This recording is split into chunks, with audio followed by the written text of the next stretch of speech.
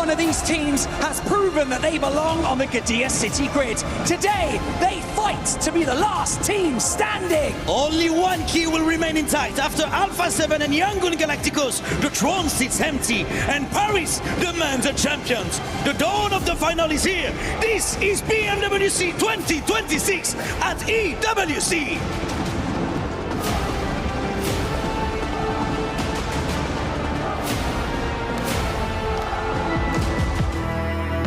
Months of preparation, thousands of hours played, and sacrifices have led to this point. Life-changing money sits on the horizon, and a legacy that dreams are made of.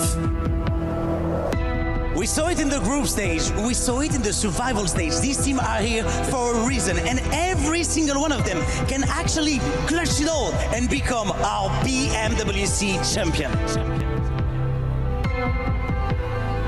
Rondos we've had at this event have been ludicrous. There's been so many huge games. E-Arena, one team that's already shown we can break records here live at EWC. So yeah, I think it's going to be a spicy start on Rondos. That's how they finish it!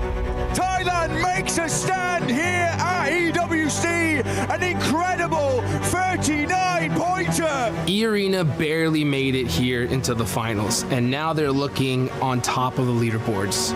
If they could just continue to be a little bit consistent, we should be able to see them win the whole thing. It's just Raouf, and that is it. E-Arena get the first chicken dinner here today.พวกเรารู้ดีครับว่ามีอะไรเป็นเดิมพัน pressure तो है हम इसके लिए तैयार भी हैं और बाकी हम यहाँ पे compete करने आए हुए हैं My opinion on Four Thrives is that they're actually a very talented team. I think they've got a lot of firepower. They're proving that in a LAN environment like this internationally, they can show up and be a dark horse to contend. They've got championship mentality, and I think we're going to see that today. Oh, it gets the secure. Four Thrives finally shut down E-Arena. The team that surprised me the most got to be Nigma Galaxy. I mean, they were getting hot dropped by Ida almost the whole tournament, and they're at the top of leaderboards. They can actually win this whole thing. Down to the last man in Joel. They need to isolate the peak as he hits Lord Heavy, but he's gone. That is insane. I've got to eat my words on that one as well. I mean, for Nigma Galaxy, what a good game. The team that I think is actually going to win the event might be a bit of a dark horse right now, but I think they've been looking consistent and can actually get in there to take it. And my pick would be Nonshin Red Force. They've had great communication, great structural plays in how they're advancing into the zone, but the firepowers all come alive just when it needed to, and that aggression could win it for them. So Easy wants to live up to his name as the punishing play arrives, and it's Nonshin Red Force with the chicken dinner! 저희를 교전으로 상대했을 때 긴장하셔야 될 겁니다.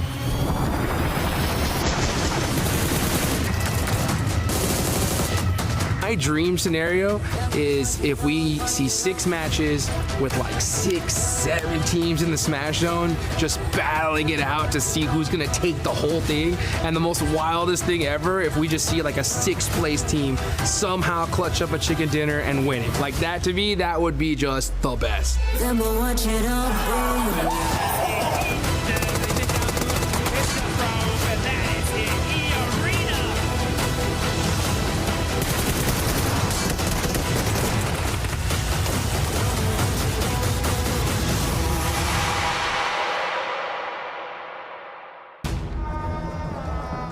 The stage is set. Our team's in position. And like Lutty said on the stage, the dawn of the final day has finally arrived, Blank, and everyone is sat in anticipation here live in Paris, France for a new champion to be crowned, the new 4 kings of PUBG Mobile. And there could be quite a few contenders for that throne right now. A lot of princes down by the stage looking to dethrone. We got Nongshun Red Force looking very good from yesterday. E-Arena were able to snatch out that first place spot right at the end there with a lovely second place coming through for the team. But it all comes down to this. 6 more remaining matches. but potentially less. With that smash ruling in place now, there is that possibility to end the tournament early. Second match minimum, as we do need to get towards that smash point during that first game here. Very possible to do here on Rondo. We've got the fans in the crowd all supporting their teams, family, friends here in Paris. And with that said, Paris, it's all on you. Let your voices echo throughout the history books. Light this all up. Let's give these teams some energy. Let me hear you roar!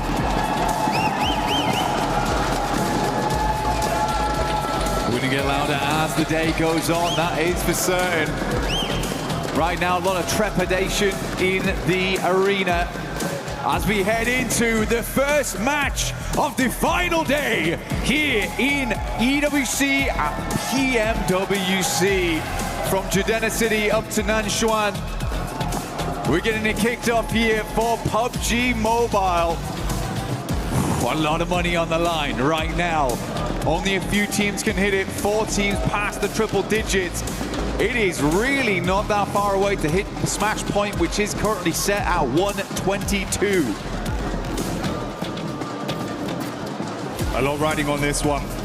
We were talking about those middle of the pack teams, opportunities for you to leapfrog up the standings. Rondo is the dream battleground for it, a hell of a starting point, Blank.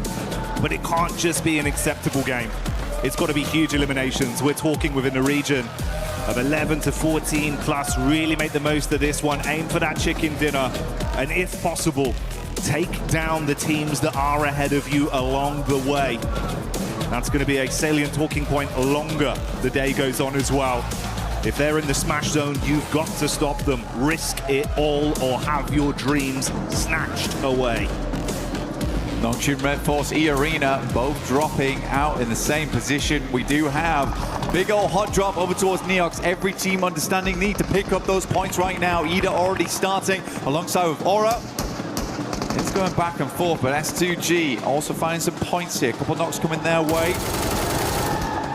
But 2 eliminations so far, and only lost down. This is a good result thus far for S2G. The 2 Turkish squads going head to head here. Catch, trying to catch back up close and personal. Ooh, Kamikaze with a quick drop down. Subverts expectations on the pull. Love the movement, ready for the pre-fire as well. Oh, he's feeling himself in the finals today, Blank. Ooh, just absolutely flubbed it around that corner there. Didn't really have much of a challenge. The faux pas coming through from Kedge. Kamikaze, though, looking on fire as per usual. Picture in picture, we got Aurora coming against Godlike. Aurora not that far behind either to hit that smash ruling. Eren down, and Kamikaze keeps lighting up this stage.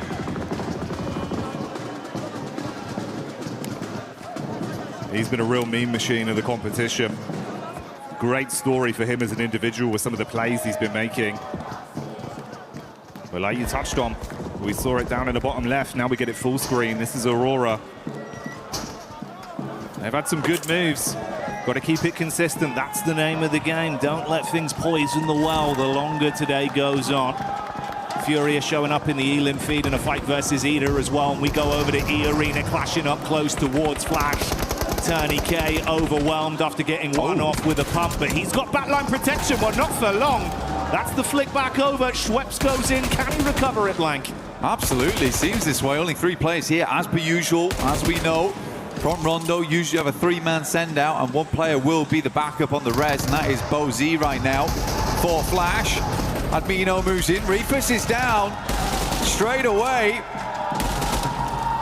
Some good shots off right there, leaving Aurora in a bit of a pickle, only 2 players. But a good showing there from Godlike. IQ inside the building, as Hyunbin gets sniped out by the M24 from AKOP at range. It's a beautiful shot. Nongshim wanted to first onto this a little bit further though. Tizzy just playing on the lip of the window here.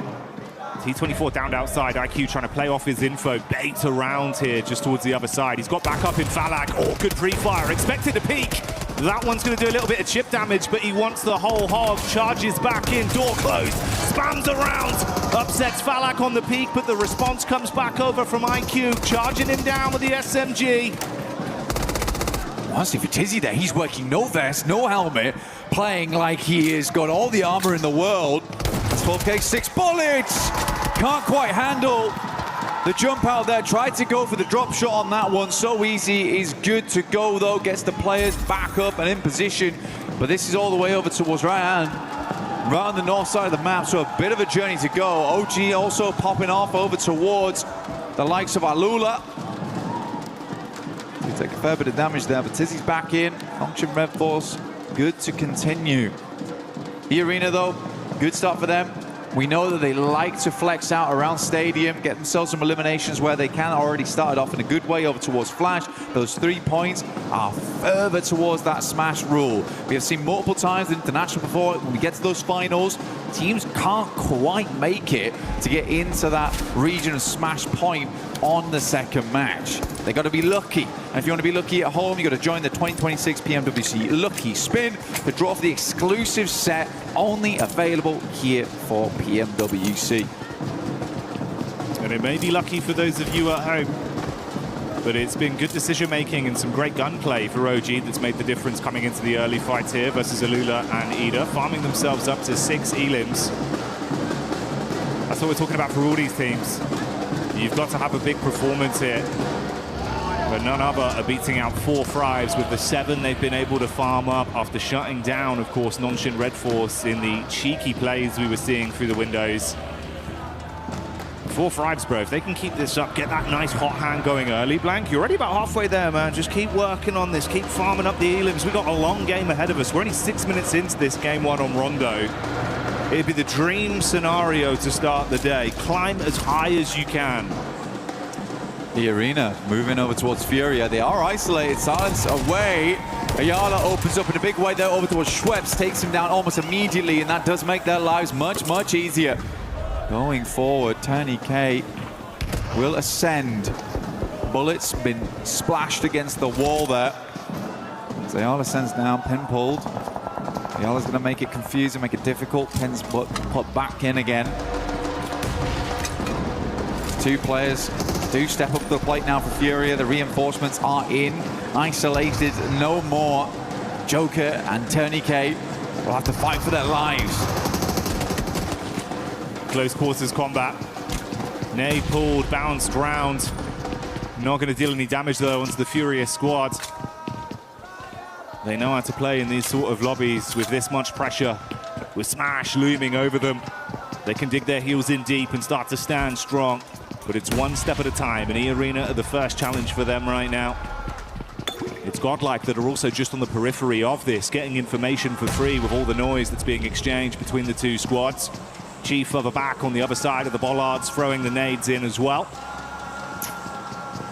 Kind of an interesting setup here, because they've got a big old split on over towards Testract and Neox. Very dangerous area to be in. So again, for E-Arena, you do have Schweppes as well as Mormon in the backlines and Stadium. They're waiting, poised, because they're sort of certain this fight is not going to go well. Require a bit of a sick play. It's a couple of plays from Tony K and Joker to get this working.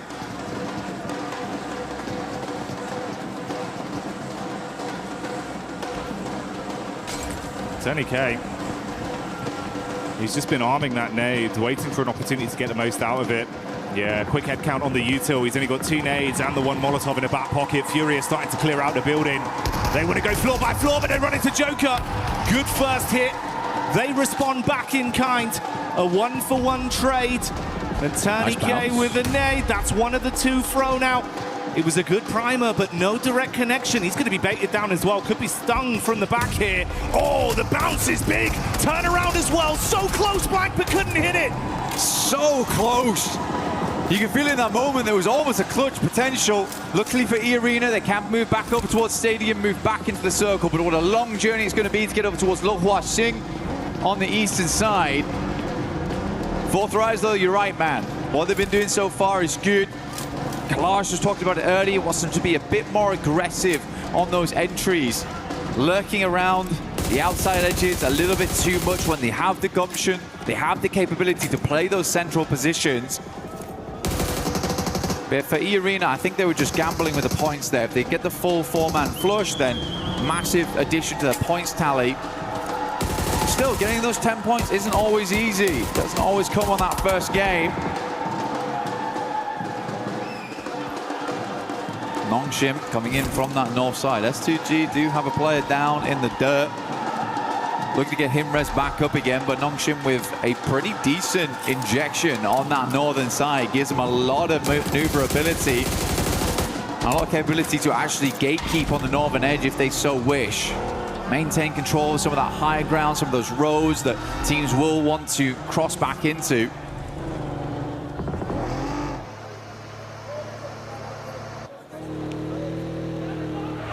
And it's almost poetic. It's been twice inside of this game we've seen S2G and Ulf going against each other. Ulf coming into it to start the day here.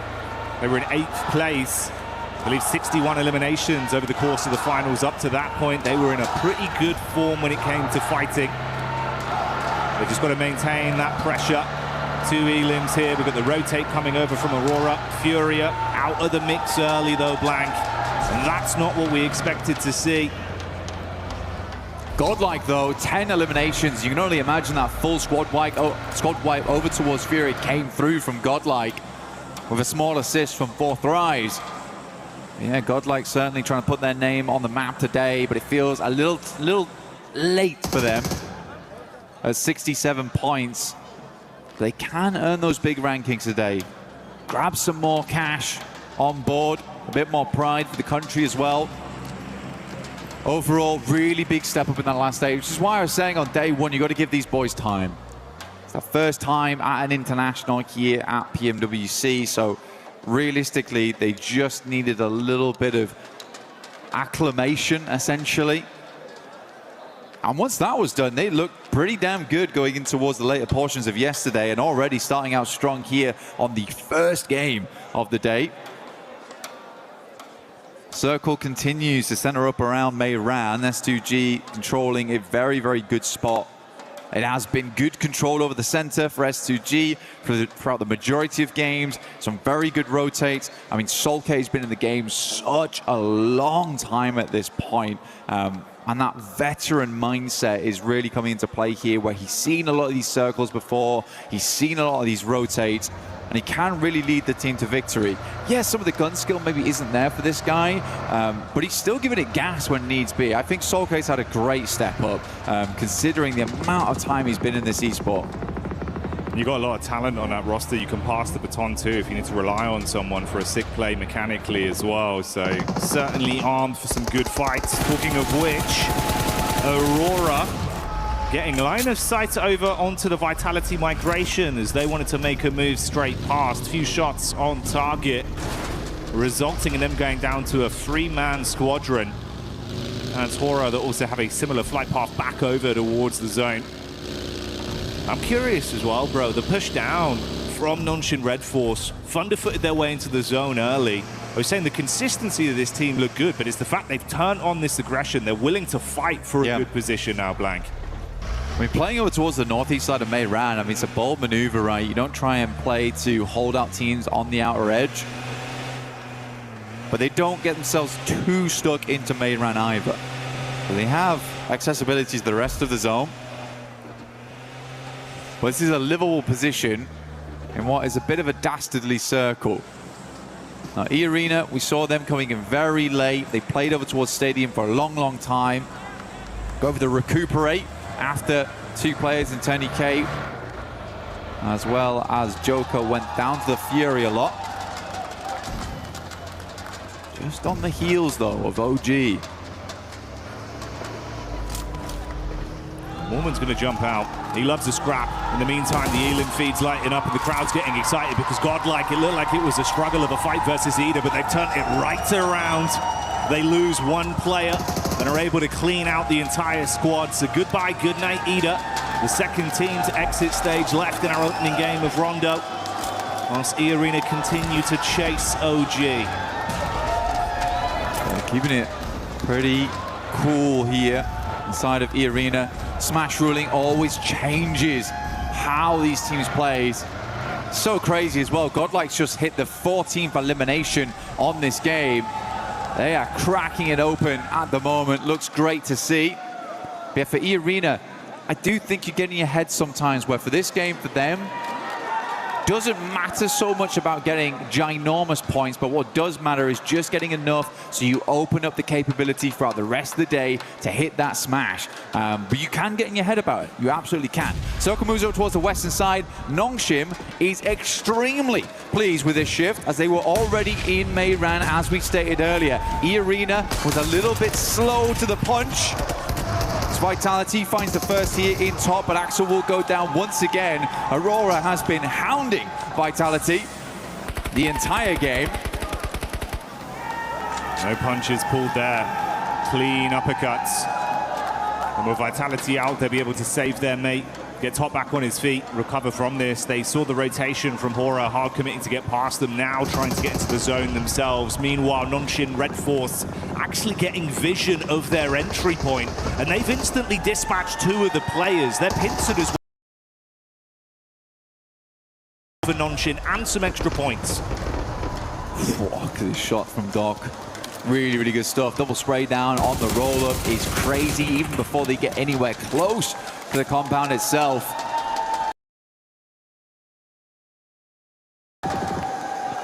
Very, very nice initial game here from Aurora, but they have a long way to go. Nick Galaxy currently holding the backside on that southern edge. S2G blasting bullets in as Alula holds back Flash over towards the water side.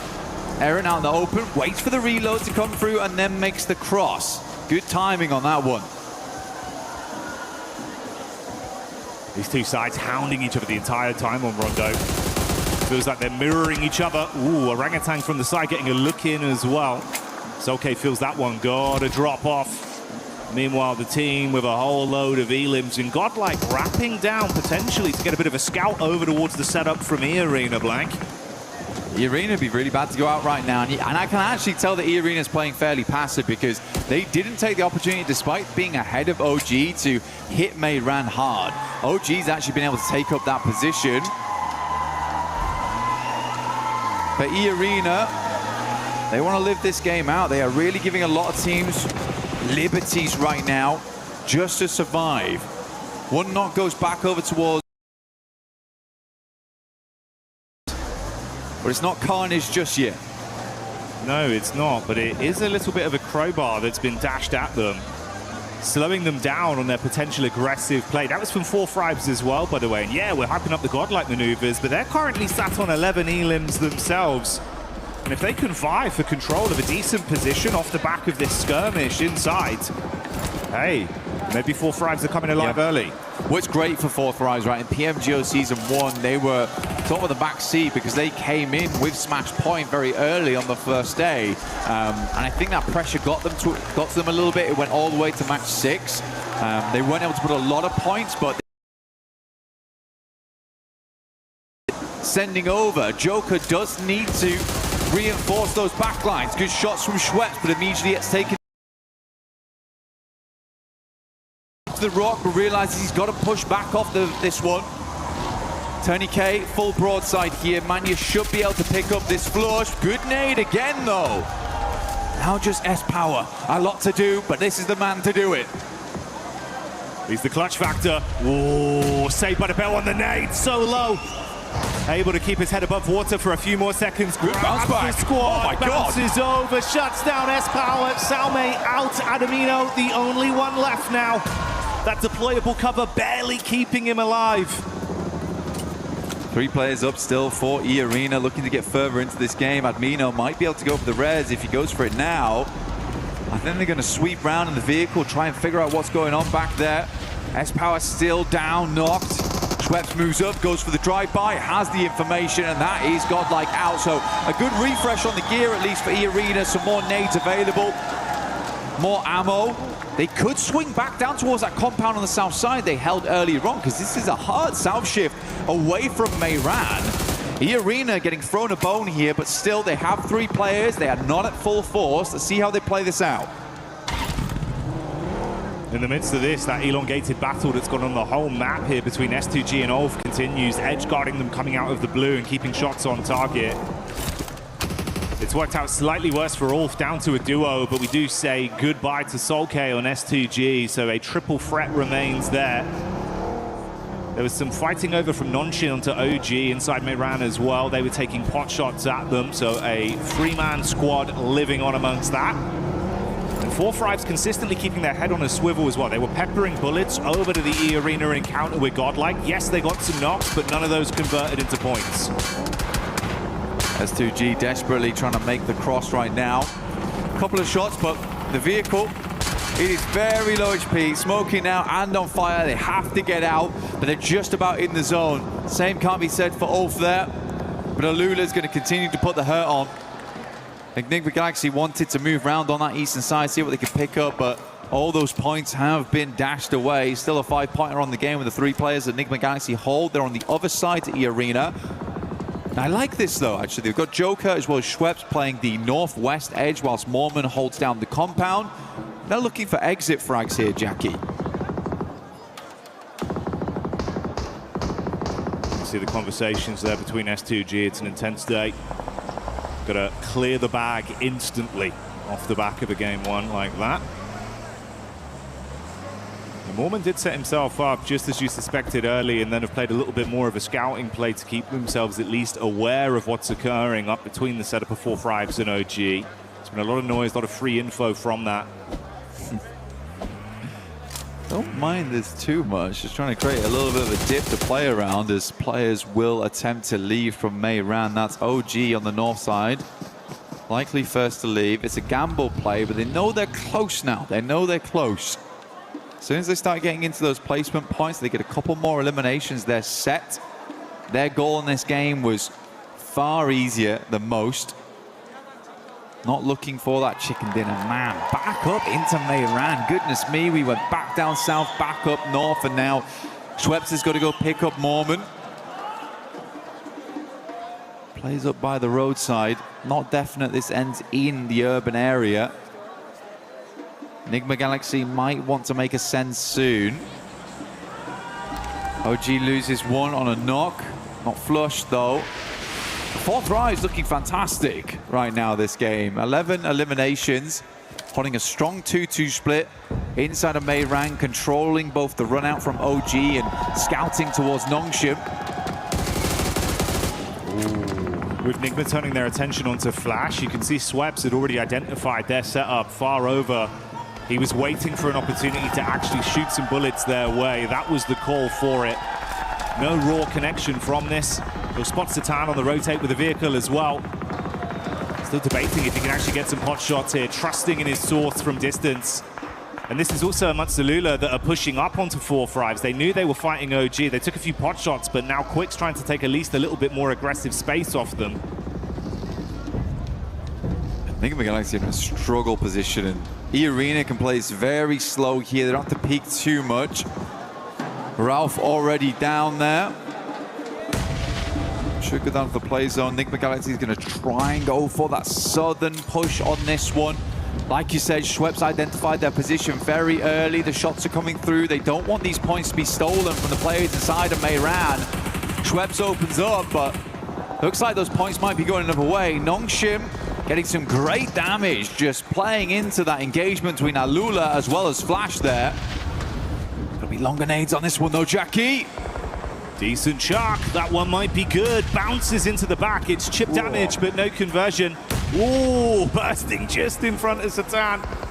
They've got one smoke to try and pop. Hey, this is dastardly. You are trapped in a hellish position whilst the other squads are scrapping through each other, so the lobby's starting to thin here.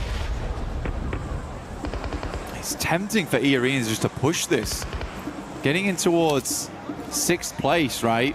Very close at that point with 2 eliminations. You could just sack your game here to go for it. Joker's going to try and get a different angle on this one, move up over towards Mormon, put some more emphasis over towards Meiran. If we go a little bit further south here, the game actually does open up for E Arena mainly. 4th Rise also have a good capability of leaving from this area. I wonder how many vehicles they've still got left with The tires in play. Yasser will take down Bozi, and that's the end of Flash. I mean, Nongshin Red Force has been consistently peppering that engagement, but it is Alula who's got away with the majority of the points on that one with 11. Yeah, there's been a lot of harassment of all of these squads from Nongshin and 4-5s, consistently taking pot shots out, making the fights more uncomfortable for either team involved. For E-Arena, if Nongshin actually keep this up in terms of a safe placement in the zone, some big plays, you might need to shut them down. Going to pull slightly away from their setup, though, centering up around the 4-5's crew of E-Arena, knowing they can advance a little bit on this. Yeah, it's a big opportunity now for 4-5s going forward. Get a chicken dinner here. You set yourselves up to get potentially into Smash ruling by match 2, by the end of match 2. Very cool to see both E-Arena and Nongshin Red Force. None of it was small talk at the start of the day. They were certainly looking to make it very, very difficult for any other team immediately going into match 2. Putting the worry on, requiring teams to keep tabs on them, potentially even hunt them down to keep their tournament alive. Because as soon as they smash, the game's finished. There's no longer any more opportunity to rectify those mistakes from previous days. You will just be locked in where you currently stand, which is why it's such great news that 4-5s are having such a big pop-off here on game 1. They're bringing the heat, showing that they're handy with the steal. And for Alula, try as they might to absorb points from this lobby, they're so far down that it's been uncomfortable. What happened there? I mean, it was danger close, mate. He got one knock onto OG, but it took down a member amongst the commotion for 4-5s. T24 netting out for Lack, like you say, a bit of an accidental play there, but not the one you want to see. You always praise Falak's gunplay. Basically a legend in close quarters, so to lose him in an urban finish, disastrous result. To send a nade over the top immediately to confirm. Is that in the window? I was going to say, that is a long lob on that one. By this time, it's a bit more difficult to hit that one. But OG lose WizGod. He's getting picked up though, off in the distance as OG moves in, but it's Joke from the sidelines actually finding Aru. They're consistently harassing towards the south side, then just playing off this ridge side around the road, but ooh, it is time to leave now. Gonna have to force the issue, jump back behind the driving wheel and get into the zone. For OG, it's so uncomfortable because you are just being completely cut off from all angles. The backline's covered by E-Arena, nades from the front in from 4-5s. They cannot peek in any regard. He's going in crazy. Okay, into the building. 4-5's ready for it. Zypher strikes first. Sweep sweeps under the rug. Goodbye, good night. T24 with a nade from the top. He sees Joker, but it's Lord that steals it from Nigma Galaxy. Nade over onto WizGod in the meantime, as well as Yasha falls to Hyunbin. It's all turning into carnage. More man, last left alive here. I think it's one more placing they need on this one, Jackie, as well. One more elimination would also do the trick. They want to get themselves up towards 5th place, but it would be so awful to go into match 2 1 point away from Smash ruling. Does not have a position to play though. Everyone's completely looking his way. Might have been better to hedge his bets down towards Nigma Galaxy and just try and take a one-on-one trade. Just wonder if they actually know how many points they've currently garnered on this game and how close it gets them. You'd expect them to, right? And honestly, for 4-5s, this probably works out in a way with that charge in. Oh, no. Oh, mate, the nade on Mormon. Okay, goodbye, you. Well, they're on it. They're on it. So it was. 6th place is fine. We're good. Whew. They're safe for now. That's what they needed. And with Schweppes charging into that compound, he gave them some extra ammunition. They were having to make concessions, Blank. You can see about 80 rounds of 5.56 left for them. They've been able to restock up. Nonshin, though, still making plays, and they got loads of ammo to spray with. It's on to another man. OG, you have just been punch drunk in the back line. For Nongshim Red Force is where all the storylines converge. Chicken dinner would be ideal, but a few more eliminations and a second place would get them in towards that position. A pitched battle between Nongshim Red Force as well as E-Arena going straight into match 2. Good nade over the top from AKOP, opens up the door here for them to move in. Hazaifa leaning onto this one. AKOP's down, leaving just Wizgod. Goodness me, Enigma Galaxy still going, and it's Lord of all people. Oh, finally taken out, but top 3 now. Nongshim Red Force ever closer to a chicken dinner and set themselves up alongside with E-Arena at the top. The solo savagery was nice to watch, but now it all goes down to the 2 squads that were in a prime position on Rondo for so long. The duo of 4 Fribes versus the full force of Nongshim. They charge up onto the compound. T24 topside. Hazaifa rearming himself. Shotgun to play with if they come charging through the door. So easy. Dashes the nade onto the lower levels. Wants to ascend up. Nade in. Masking some of the sound. So easy to peek this. Looking for the third angle. Just through the window. Catches a glimpse, but they read it right. They try and keep him pinned back. He's got to heal. XZY, got to be a good nade through the window. Good damage off the back of that one. The burst is lovely. The play zone will take down Hazaifa. And Nongshim Red Force start the day off with a chicken dinner. Can they grab another after this to close down the entire tournament? They've got Red Force, they've got Daka. This team looks good. Nongshim have seen red, and the aggression has come out when it's needed. Fighting harder, pulling out huge eliminations on Rondo, and still playing so consistent with their setups. I mean, a technical back-to-back as well from yesterday. Last Miramar into first Rondo. Nongshim is just a different beast coming into these last 2 days of finals. Especially coming off such a long 8-game day set into day 3. You're in the finals. It's getting nerve-wracking. You just open with a chicken dinner. These guys must be so confident. They don't look rattled. They don't look bothered whatsoever by the sheer pressure that's on their shoulders. We know there's going to be a new champion, and Nongshim are eyeing up that trophy. They want it branded with their organization, their legacy. And if they keep this up, Blank, there is a decent chance they damn well do it. Just fantastic stuff. Good to see Enigma Galaxy as well. Lord stepping up right at the end there. 4 Thrives also making some more aggressive plays, which is great to see. Yeah, there's some familiar faces. I think E-Arena panicked a little bit, but they just about made it right at the end there. Losing for lack for 4 Thrives was a fairly big deal, but OG also getting in towards a late game. Aru making some good calls that match.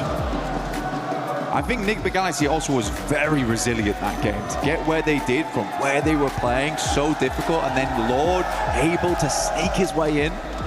Oh man, you were bigging up Lord earlier into the tournament, right? Saying it's the fact that you've got Coops and Lord. That sort of collective in unison that's doing so much for this team. And again, there, in a situation where it felt like you were out, Lord goes off with the solo shenanigans. Oh yeah. Hey, do you know what that is? He's got the Brandon on the go, mate. That is the stamp to get into the Winners Club. Nongshim fighting, we'll be back soon.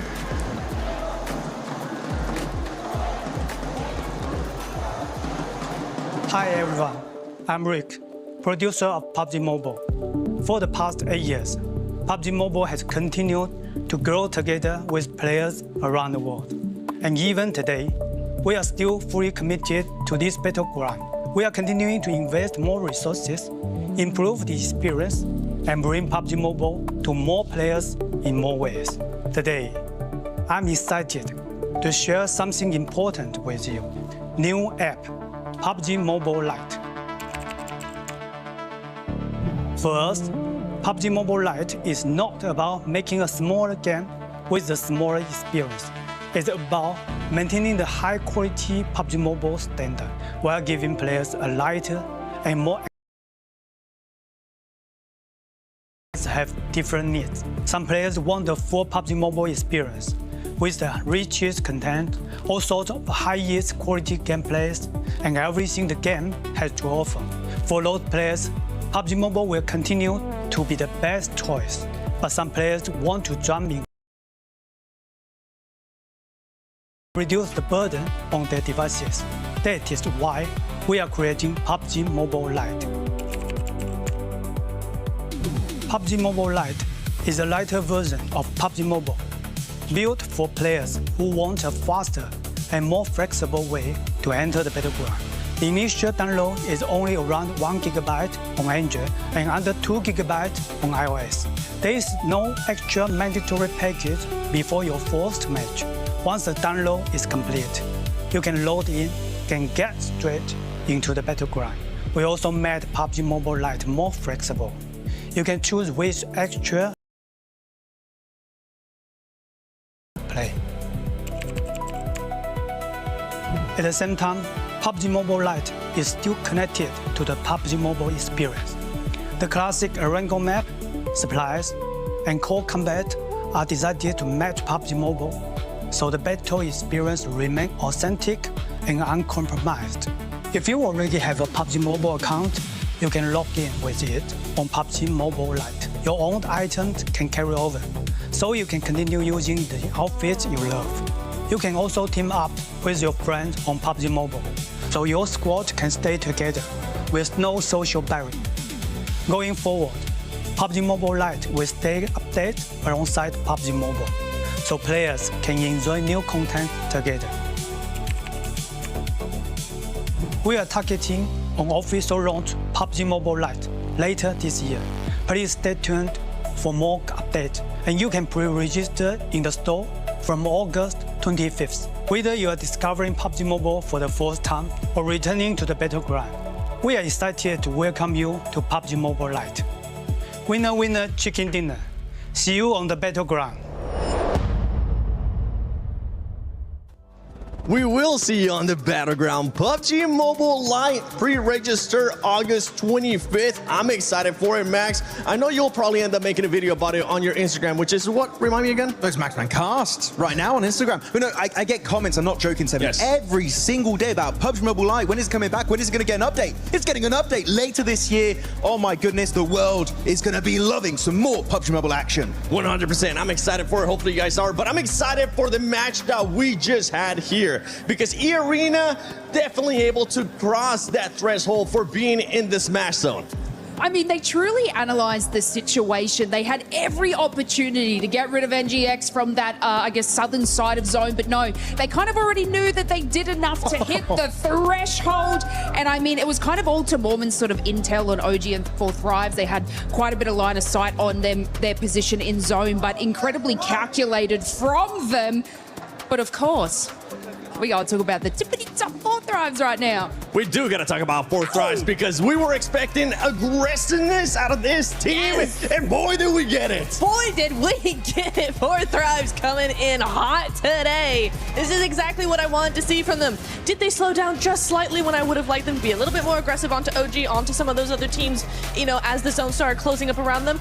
Yes, a little bit more mobile, just a little bit more aware. However, they bided their time. They were patient with what they did. When it came time to actually make those fights, they were able to just flip the switch, turn on that aggression, get those eliminations, and so many points. They are just flying off that leaderboard. This is why I said yesterday they still can do it. If they have a day like they just had in this run, though, if they continue doing that, they still can do it. Especially when you have a player like IQ, the IGL of this squad, putting up the numbers, performing for this squad and clutching up. But we also got to talk about Notch and Red Force because they were the winners of this match, Max, and they played that out perfectly. And I think they might have been able to also pass that threshold. Yeah, like of course GG4 Thrives, but Notch and Red Force doing so much parkour in the city, swiping every other team under the rug, and actually they're trying to aim for 122. I believe they did make it. We'll check out the leaderboards very soon. But Notch and Red Force giving E-Arena an absolute run for their money, and it is so rare to see 2 teams on the very first game enter the Smash Zone. It might have just happened today. it might happen today. And something that might happen today is that we might see teams that might not be challenging for that first place, putting up great performances. And we saw that exactly out of Godlike. This squad came to play. This squad has absolutely nothing to lose, Slays, because they were going after elimination. Actually, before we even talk about Godlike, I want to see what the overall is looking like, where the teams are currently standing, how far away some of the other teams are from there. Noxian Red Force is actually in first place with 123 points. Now we have two teams that are able to win in the next match. Oh my goodness, by the way, E-Arena should also be colored, I'm pretty sure, because they are also in the Smash Zone. You just need to get above or tie 122 points. So if Noxian Red Force or E-Arena now, Lace, get a chicken dinner, that's it, tournament over, and we will be crowning our champions. I know, and it's so incredibly exciting because both of these teams, especially when it comes to those sort of placement points, look at Nongshim at 40 placement points, E-Arena with 34. They have every opportunity and drive to be able to secure that chicken dinner. On the second page, and the reason we want to highlight that is because they were sort of sitting more under that middle threshold, but with 10 eliminations early game, another 4 as they sort of rotate in on that northeast side, and then S-Power recovering the team to bring them back in. But I want to give like a kind of a little special shout out to Admino, having an absolute banger of a game too. I think it was about 7 eliminations just by themselves, and they were able to sort of scout and hold that, and on the board is insanity, especially from where they were sitting earlier today. But I want to check real quick the rankings. We did see for a quick second there. 11 points away for 4 Thrives now. Jumping around from the middle pack. 11 points away from top 3. The comeback is happening. This is what I keep saying. Comeback? Four Thrives comeback? Four Thrives comeback? Because this team, I actually got a chance to talk with for life. If you want to check that out, go to my Instagram at the 7WG. But we're now seeing the race to Smash. There you go. You see 4 Thrives 23 points away, which this is a perfect start for that team, getting more than 15 eliminations, getting in the top 2, and now they are just 23 points away. And if we know anything for this squad, with the way that they're playing, with what we have seen out of them in PMGO Season 1 this year, they could make it in the next match, as long as one of the 2 teams at the top don't end up winning it. Well, exactly, yeah. So this is the case, this is the scenario where, you know, neither of those teams, Nongshim or E-Arena, they don't win next match. We do go into game 3. If 4 Thrives are allowed another good win, I say allowed because we don't want any hot dropping going on. They might get targeted, you never know. However, if they're allowed one more game, if we do go into game 3, 4 Thrives need another top 5. They need another several points, 8, 9 eliminations, there we go. Yeah. Another few of those, and they global win. And I think we did end up getting today, Maxman. I think we might have gotten a Maxman grenade on that day. Oh, really? Did we now? It's time for your favorite segment of the day. It's Maxman's grenade of today. Let's check it out. Which play is going to be here? It's going to be in the city. This 4 Thrives. It's Falak over there looking for a KOP. He gets it done right away. The man is an absolute menace. Oh! Give him a boom boom back to the lobby. It's Max grenade of the day. So I like some background music for you, Max. That was a great. We got the drums, we got the jingle too. But yeah, for that team, I mean, overall, it's a great start here for the final day of PMWC at EWC 26. A great performance out of those teams that we were expecting a good performance out of, right? We talked about already E-Arena having to do what they needed to do. Now Nongshim being able to show up when they needed to show up, starting off great here with the win as well. One thing that we do need to talk about is possibly this team's being targeted. When I say being targeted, I don't mean getting a hot drop right away, but we are going to be looking at those rotations, because if we look at E-Arena, E-Arena has 2 wins so far this PMWC in Erangel, and in the finals, E-Arena has already gotten 1 win in day 1, match 3 in Erangel. Actually, I do want to say, I was talking to Kalaris earlier. Nongshim Red Force, they got back-to-back wins, right, on the island finish. So that's going to be something that you got to keep into mind also, because they did win PMMI by Smash ruling. Literally, all of the storylines are merging together in favor of the South Korean team of Nongshim Red Force. They could be looking fantastic. But of course, that's if E-Arena get a win, or if Nongshim Red Force get a win. But Niptura, we got to keep in mind, it's not Rondo anymore, it's no Recall Tower anymore, meaning the teams that are not currently in the Smash Zone is going to be even more complicated for them to reach 122 points. Oh, absolutely. And then you've got, you know, when we've seen this a lot of times in, you know, Smash Rolling last day, all of this sort of stuff, you do tend to see other teams actually go ahead and change their drop location to avoid getting targeted. But you're right, Seven, right? We are going to be looking at those rotations. We need 4 Thrives, we need Nongshin, we need E-Arena, we need Enigma Galaxy as well. Ulf, all of those teams. Aurora did not have a good game at all, so they're still chasing that. They need to make sure their rotations are on point, that they might change them a little bit just to avoid any early eliminations, because right now, it is now or never. We got 2 teams in Smash Rolling. You do not want to take any chances going out earlier. You're gonna have to use those spidey senses if you're currently at the top. If you're 4 Thrives, you want to continue your frag out. Here you go, you can actually have it back now. Thanks so much for letting me go. If you're some of the other teams, E-Arena, Nongshin, you gotta watch out for everything going on your way. And I know right now around the arena, we do have a special guest crawling by.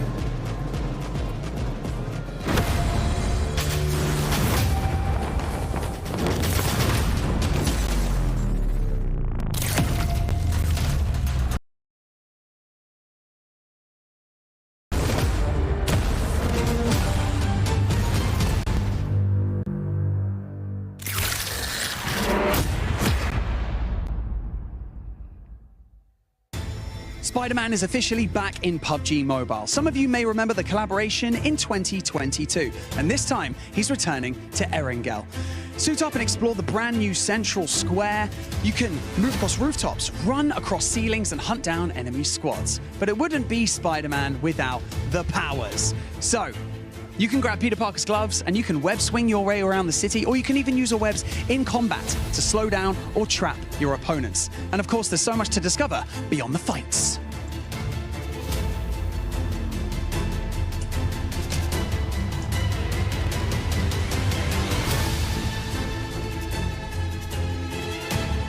You can visit Peter Parker's apartment and hunt for hidden Easter eggs inspired by the world of Spider-Man. From Peter's messages, to secret clues, to hidden surprises that you're going to have to find yourselves. And remember your moments.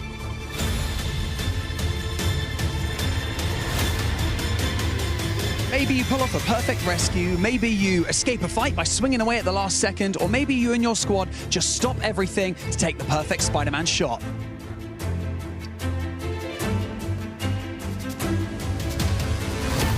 So, if you haven't jumped in yet, grab your squad and experience Spider-Man in PUBG Mobile. Also, Spider-Man isn't only swinging around Erangel today.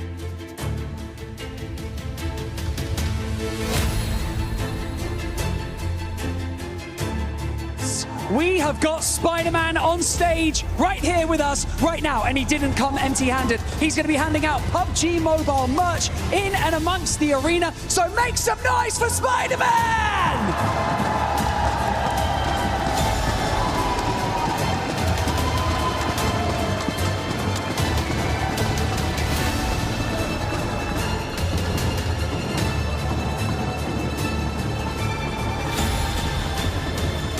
It's good to see the heroes back in action on every single front, from Spider-Man to Hyunbin and the rest of Nongshin. Heroes is the name at the right for Nongshin Red Force. What a push to hold down Meiran and find their way to that smash zone. E-Arena held their nerve. They played that west side well, and they just got across that line. It was surgical precision on that 122. Surgical is the perfect word, because Rondo did not disappoint. Yeah, we got Spider-Man here to save the day, but we got 2 massive threats in the lobby now. We've got E-Arena and Nongshin Red Force that can end the tournament right here, right now, with 1 single chicken dinner. That's all it's going to take. But it's not just those 2 teams, as the desk, as Blank and Jackie were saying before as well. There are other teams waiting in the wings, now staged with the points that they earned from that previous game, from that Rondo, to jump into the smash zone. There are probably at least 6 teams that can do it this match and join them. So if we don't get one of those smash chicken dinners, it is going to get hotter and hotter as the day goes on, because I don't think we're only going to see 2 teams breaking that barrier today. Yeah, I'm glad we were able to get on the cast here for it to at least cast one game, right? Absolutely.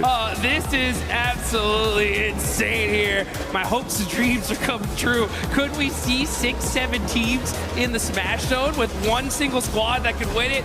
That would be insane. At the same time, though, right?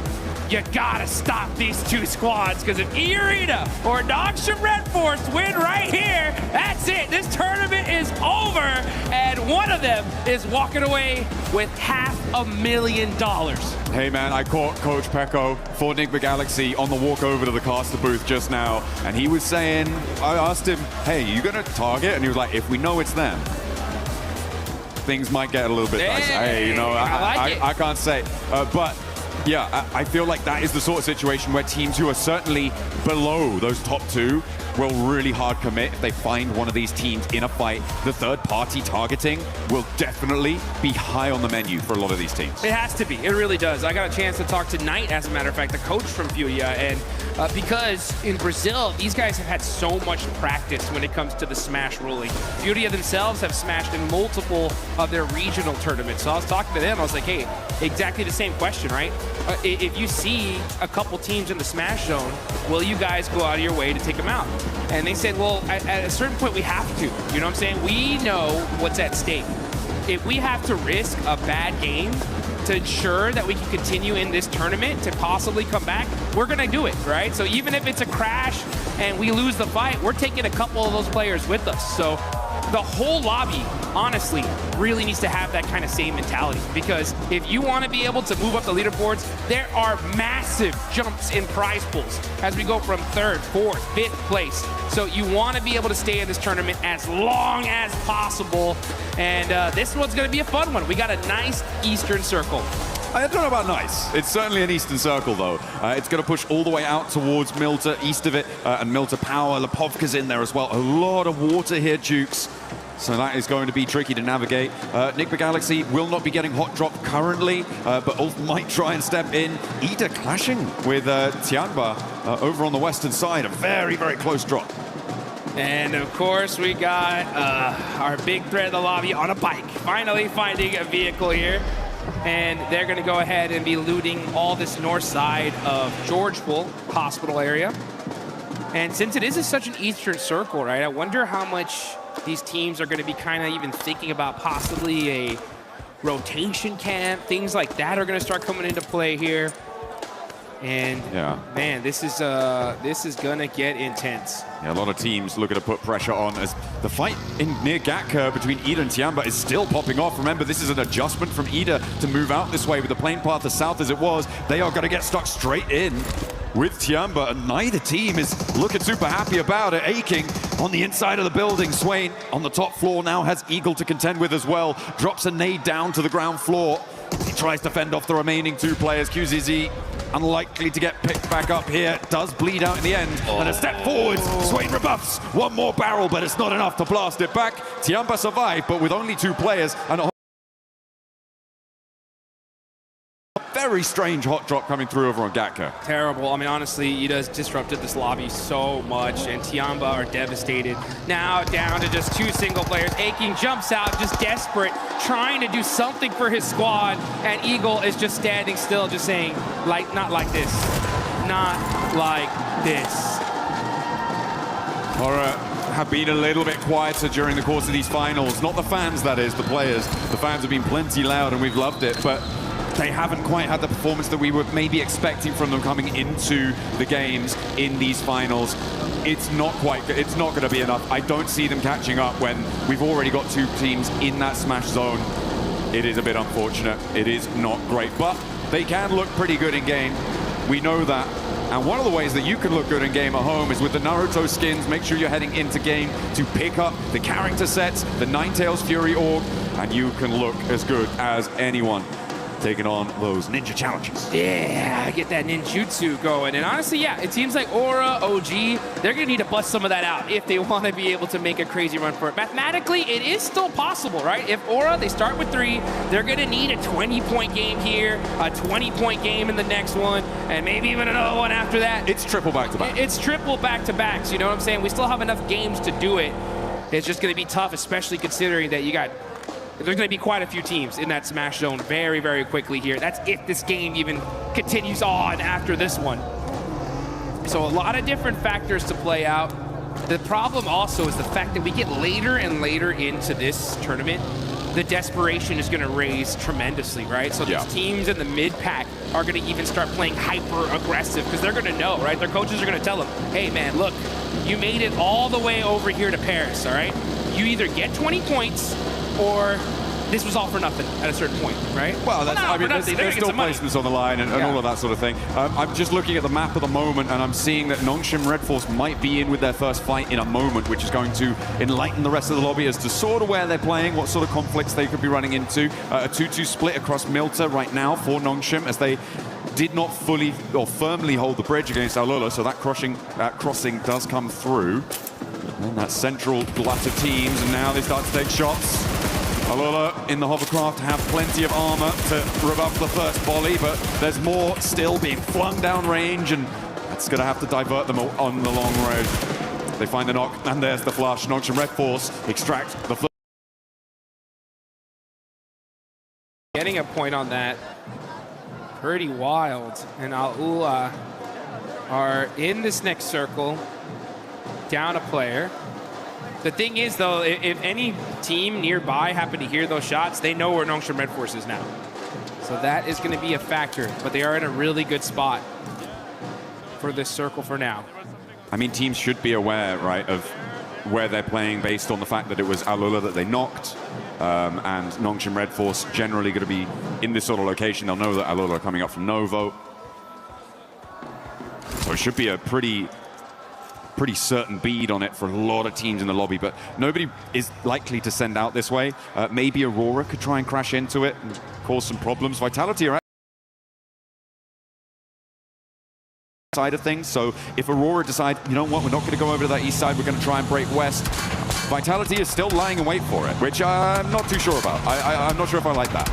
Yeah, it's going to be tough here as you got some pretty wild rotations here. Speaking of wild rotations, we got Enigma Galaxy rocking their 2-2 split. The same again. Same again. You know, I actually talked to Ralph a little earlier this morning, asked him like, hey, you're going to continue to do it? They're like, yeah, you know, it's worked for us in the past. We're going to try it out. We've noticed that on the west side, had a little bit of unluck with some pretty crazy pushes, but we're going to give it a shot here, and we'll see if it pays off for them. I mean, they did win a chicken dinner from a circle similar to this, on a rotation similar to this. Obviously, it was a different lobby. It was a different time. We were different people, Jukes. Yeah. We were so much younger. We've grown so much. Yeah, exactly. We've come so far, but they're going to look for that regroup at some point. Getting through for that regroup is really the difficult part that we've seen for Enigma Galaxy on this regroup rotation. Getting through the glut of teams right now, I'm not too sure how that's going to work. They may have to go on the boat, maybe head. I mean, maybe not sensible, but possible, certainly. It's difficult, and they are going to get on the road right now to see what they can find. E-Arena are also starting their move in from South George. As we can see, we're on board of them, just passing the north side of school to head towards the center of this circle as it centers up on that Milta Hill near prison and mansion. Rotations are coming as we are zooming in to Erangel. What kind of circle we're going to get here? All right, just beautiful center up, very typical. A lot of these teams were expecting this, and they got it. Now you see Enigma Galaxy, right? They're going to be on both sides of this circle. It's going to be very difficult for them to get to their teammates here, so we'll see how this pays off. But we still got some teams still trying to get in this zone. E-Arena pushing in super late because they land over there in North George. Aura still in Severny. And you got Vitality going on the other bridge here, so they're going to be super late in the circle as well. Yeah, Vitality's still on the west bridge. I don't like it. I think this is way too long. You're overcommitting. No one's turned up. Not too sure what the game plan was there for Vitality. It's not the same team we saw from their stages. Sad. So Yeah, unfortunate. It's the same thing we saw in PMGO too. Yeah, it's a big drop-off, which I'm sad to see. Liquid Galaxy, they get their back duo caught up in a regroup, and this is exactly what I was worried about. It's only going to be Lord, his vehicle's on fire, and he goes down because he hops out. As it's on fire, they lose their back too. I guess, yeah, Ralph, keep doing that. See how that works out for you. Yeah, I saw his player cam, and I could see he said, "What the heck? You know, what happened? How is this? Why are there players here in the middle of the circle? How did I get knocked? What? Oh, that's crazy. That's super unfortunate. The 2-2 split, man. I mean, losing players like that is so rough.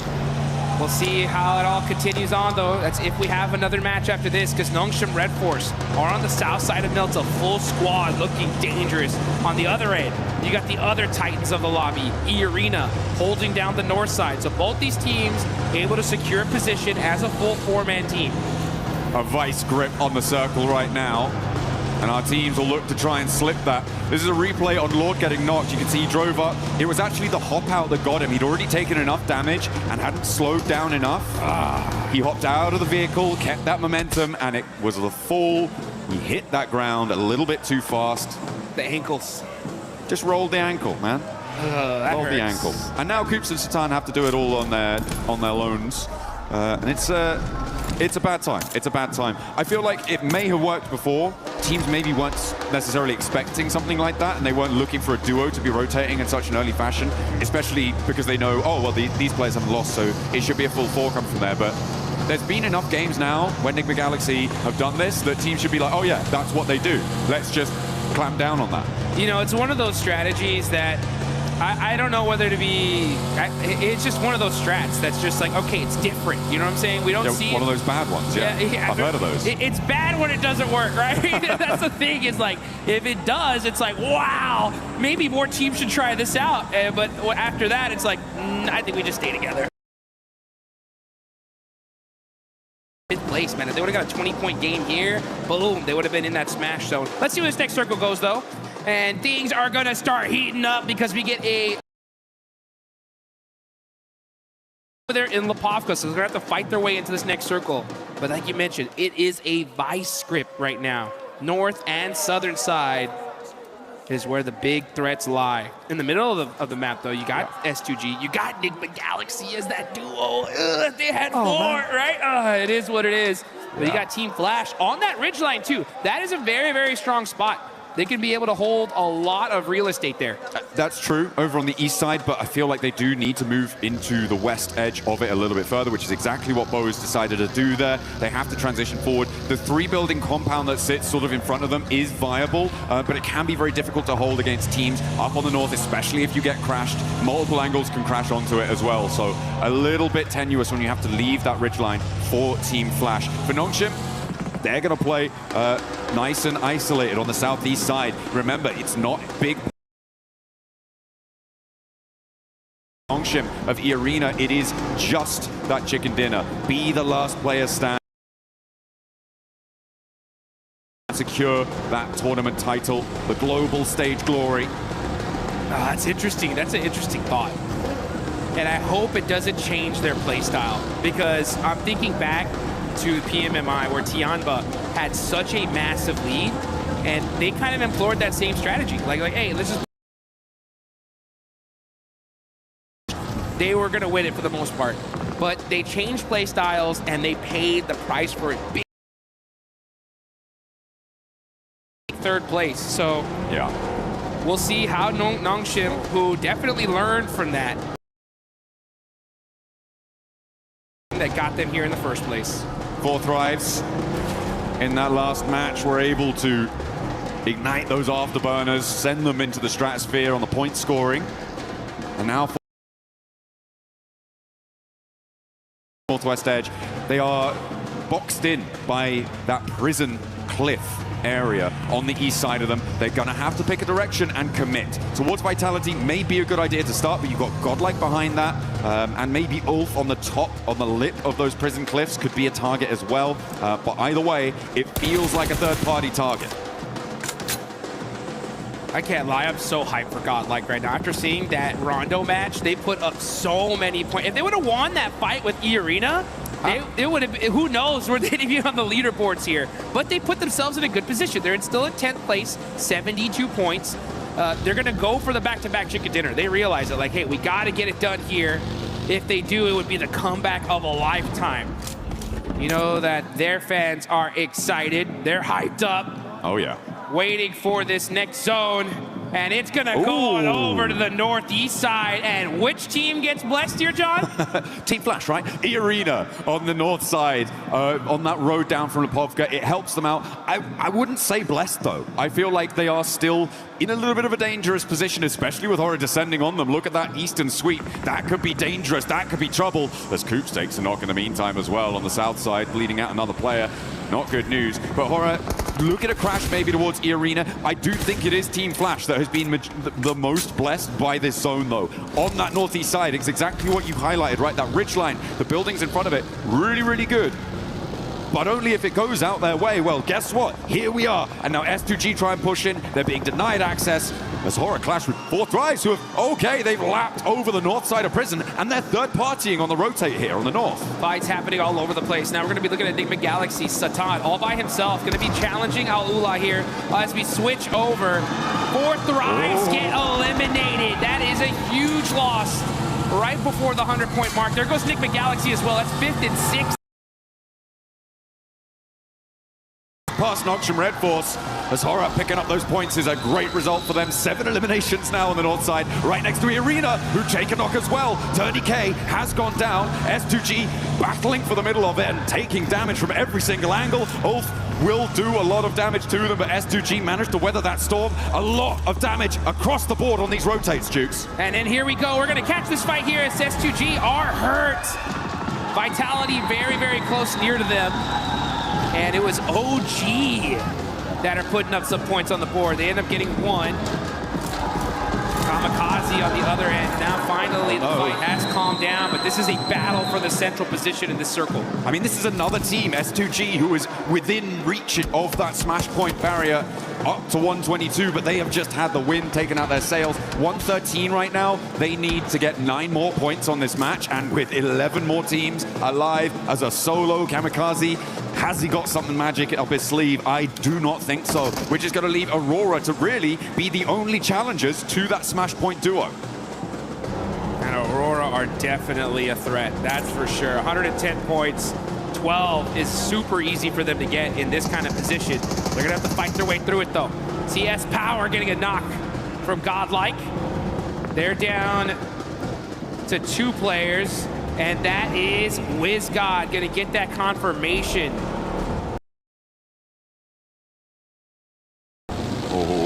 E-Arena did manage to just roll over to the ridgeline there on the shoreline. But Mormon's been spotted. Okay, Sky is still going. And the Arena not safe yet, not out of the woods. As Godlike and Orangutan still continue to clash. Up the stairs, Godlike. Look for it, but the drop down is caught. And there's the crash. Here it is. Take one down and the Arena fall. Only one team can stop it all now. Longshim with a big opportunity on the south side, but they're right on the edge.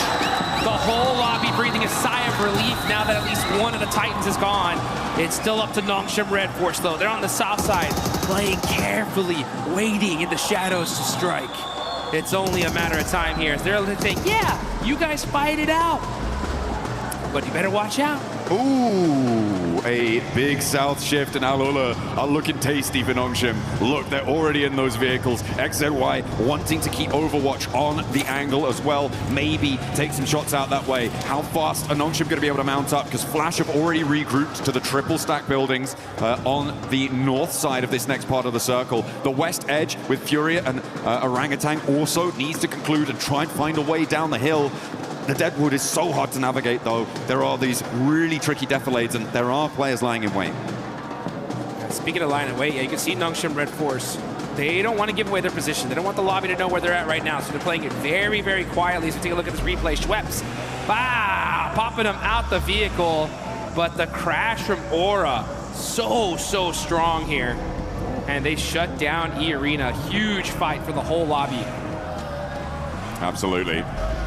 E-Arena remain on 122 as well.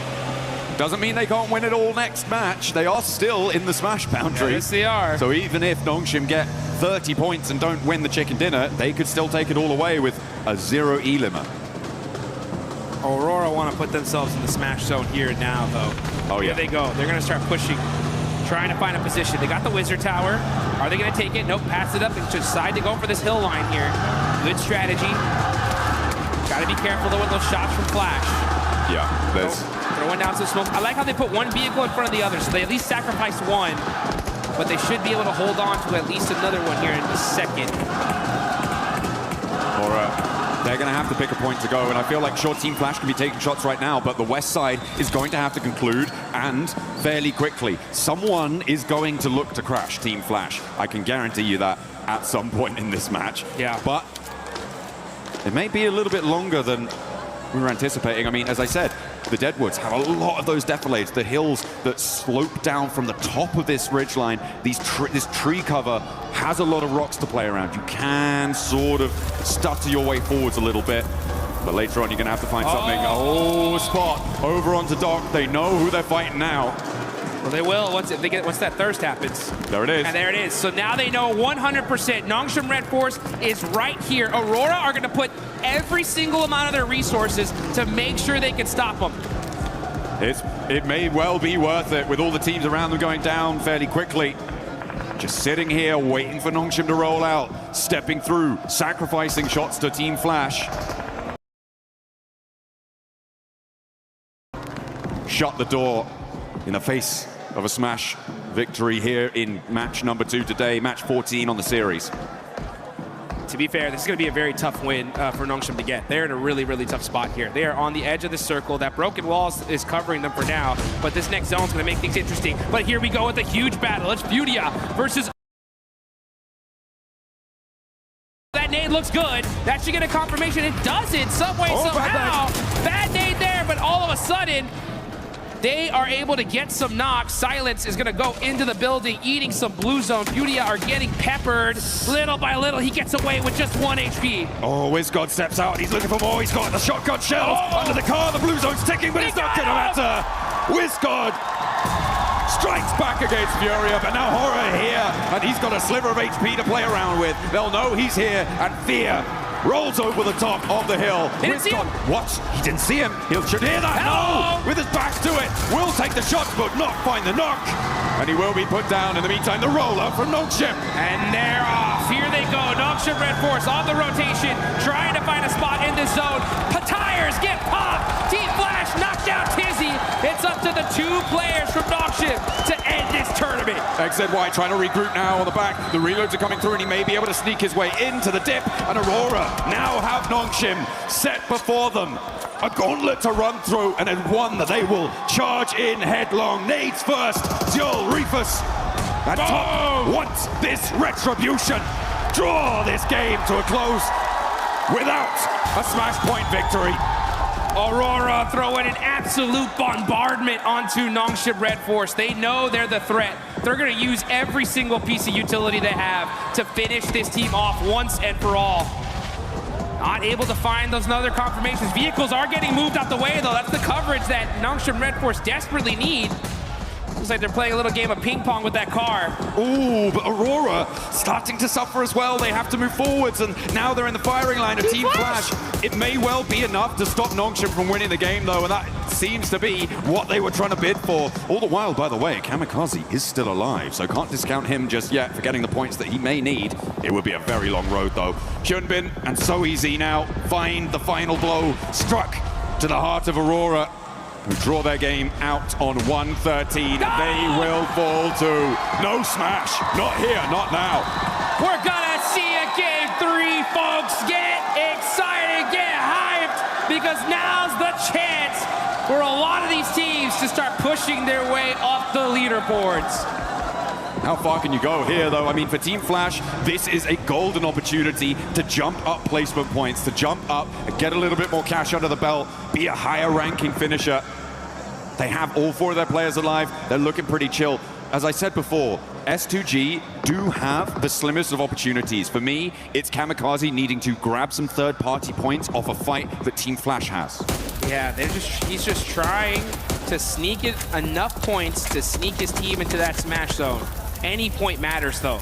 I really got to give some major love, though, to Aura. Look at them. 13. A comeback of a lifetime, and this is how you do it. Got to get this win, though. Anything less is not going to be enough for them to make that race to the top. I mean, even when you do get it, it's still a long, long road for them to try and find. For Kamikaze, he needs to profit 6 more points on this match. Those can come from either increasing placements or getting eliminations to join that smash point bubble. But this next circle comes in, it's not going to have him in it. It does push Flash into into a few of their locations, but it looks like they've spotted him. Kamikaze is there, they roll up, he's put down, and no longer do we have that storyline. The battle at the bottom of the tables rings true for the final 4 here. This is huge. Everyone's trying to move up their placement here. Like, again, this is a massive prize pool. Every single placement up is big money in the bank. Aura, though, this is the game of a lifetime for them. This is one of those opportunities that gets your squad excited, gets them pumped up to finally start putting everything on the line. You can see Team Flash, though, they're in the mix here. Aura trying to push from the edge of the circle. They're going to start throwing all their util onto Vitality. That's the threat. If they can hold that rock and secure that position, this could be a solid chicken dinner for them. Absolutely. A big chance. As the nades keep on going forwards. 13 eliminations on side, and they want to add 2 more to the tally. Sky and Jiggle into the fight. Razak goes down first, immediately putting him out of business, out of action. Sky looks for more as well, and they turn it on. It's just too hot. Aura are on fire. 15 eliminations, but that one hurt, and now it's up to Sky. All by himself. Aula looking to stop the insanity that Aura has put on display here. Here they come. Yasser moving up close and personal to be able to secure this high ground. Team Flash on the other end, putting some suppressive fire onto them as well. Aura just trying to lick their wounds, trying to find their way, but it ain't gonna be enough. That is Aura down to 1 single player. I like Team Flash's proactivity here. They didn't waste time. They didn't hide in the buildings. They stretched their legs and moved out towards this north side to get control of the zone. This is what we've wanted to see from a lot of our teams, and I'm glad to see it now, even if it is potentially a little bit too little too late. For them, they've got 10 eliminations here, so Aura, they're on 15, but there is a real chance that they could catch up. A Sky is still cooking an 8, and Alula are gonna have to worry. Okay, he puts it back to the shotgun shell. He's not moving a muscle here, and I don't think Alula realizes that he's even still there. They have to know there could be a threat in this area. But Quick is just hopping in the vehicle to get a little bit of extra third-person perspective and get some sight lines. Plus, he's protected there. He has no idea. They have no idea he's there. Hello! He missed the shots, though. Sky gets the knock, but gets shot in the back as Win from Team Flash shuts down Aura's run. Pretty mighty flub there on the shotgun, hot over the bonnet there. Probably didn't realize, but Quick didn't know he was there and thought, oh, well, I'm gonna have to go for the fight. He's gonna stand up for it, right? Right? Not to be. Ooh, a cheeky little pick onto Zeus, and actually, Bose is quite low. Over the top, though, Tops and Win look to put pressure onto Quick, and remember, Alula only really have 2 players to play around with here, Claws and Yasser. Looking to navigate closer to the middle for Yasser, but Flash can regroup on 3. Claws has a lot to face down on his lonesome here on this angle. Needs a big nade. Needs to find a knock pretty immediately, and is already taken down. Win steps through with the AUG. Puts that one to bed. And a second volley of fire over the top of the rock sees Team Flash to the chicken dinner. I'll take that one, that's for sure. Over 20 points in that game. A massive one for them. I guarantee you, their coaches, everybody was telling them, right, hey, this is what you need to do if you want to make a run of it. And this is a start, right? This is a start. It's still a long road ahead, but now the road is there. You know what I'm saying? It had to happen in this game, and they got it done. That's what you need to do. When that clock strikes, you've got to hear the call and step up to that plate. Unfortunate that Nongshim and E-Arena couldn't really get much further into that one. That Aurora hold on the eastern side it stopped them really from being able to break out in the way that they wanted to. Flash were an incredible suppressive force over the course of a lot of that final set of circles, so really, really great stuff from them. But yeah, it could have been very, very different if Aurora had played that slightly in a different fashion. For sure. I mean, unfortunate for them, super fortunate for the rest of this lobby, as we're going to go into one more game for sure. Now, as far as teams that are still within that Smash Point threshold, I believe it's still going to be the duo, right? It's still going to be the two teams. But another opportunity in this next game, right, for more squads to be able to push their way on up. As we're going to take a look at the replay here, Team Flash, great job of being able to finish this game strong. Win especially, just boom, putting the nail in the coffin. That's how you do it. I just didn't want to mess about, you know. He knew, Let's get this game's over. Come on. Let's go next. Keep the pace, because they do want to keep up that pressure. If you're on a run, now is the time to hold on to that momentum. There is no more runway that you need to cover to take off on this. It is just today. There is nothing that you want to leave out on Erangel and let it go to Miramar, because you may not reach it. No one might. Just look at these players' faces. Straight intensity. These guys are locked in right now. They know exactly what they need to do in order to make this happen. And it's going to be on the back of a ton of eliminations and securing those wins, all while stopping E-Arena and Nongshim Red Force, who had a great pincer on the end of that circle there. But, you know, I think teams now especially have understood just how threatening this smash rolling is. Yeah. And I think they're going to do extra and beyond to make sure that they can stop those two squads. Absolutely. I mean, there is so much pressure on so many teams. I think that, again, I'm gonna go back to my old favorite hobby, it seems, this game of giving a little bit of hate over to Ralph, because Nick the Galaxy, that 2-2 split did not work. It was really kind of catastrophic. And hey, you know what? The position that they went to, that they tried to go for on that east side, was where Team Flash won from. So could have been different. But we're going to head down to the stage. Kalaris has a little interview for us for some inside information. Yes, I do. Thank you very much. Here with Nongshim Red Force, Hyunbin once again to get some insights on what's gone on so far. Let's talk about the Erangel that just actually happened. You guys found yourself in mini-mill to power, but then the circles shift away from you. You sent it north instead of any other direction. Talk to me about that choice. Do you think it was the right one, or do you think there was another path you could have taken? 일단 현빈 선수 첫 번째 질문은 일단 아까 에란겔 경기 쪽에 공장을 이용하셨다가 이제 자기장이 튀자마자 이제 바로 북쪽으로 지르셨는데 사실 그쪽이 좀 다른 선택권이 없어서 좀 강제가 된 건지 아니면은 좀 그게 좀 가능성이 있다고 보신 건지 좀 궁금하네요. 일단 저희 자리에서 치킨 갖고 오기는 좀 많이 힘들었던 것 같고 저희가 오로라 한 명을 잘라나왔고 그 골에서 오로라 일단 한 팀 먹고부터 할 생각이긴 했습니다. Yeah, we already knew that that shift was actually really tough for us. So what we thought was Aurora was actually there, and we got a one knock of Aurora player. So I think we should have started with getting out, knocking out Aurora, and then we find our footing on the ground inside that circle. So the Rondo game, you just won another one here. You look always great in urban endings, does Nongshim Red Force. So talk to me about that urban ending. What were your biggest concerns? You had great roof control. So what was your guys' perspective on that finish? 또 론더판에서는 또 치킨을 드셨는데 사실 시가전에서 정말 좋은 모습을 보여주시는 것 같습니다. 그래서 그 시가전에서 특히나 이제 지붕을 통한 영역 그 컨트롤에 굉장히 또 일가견이 있으신 것 같은데 좀 그 점에 있어서 좀 어떤 점을 좀 중점으로 플레이를 했었는지 궁금합니다.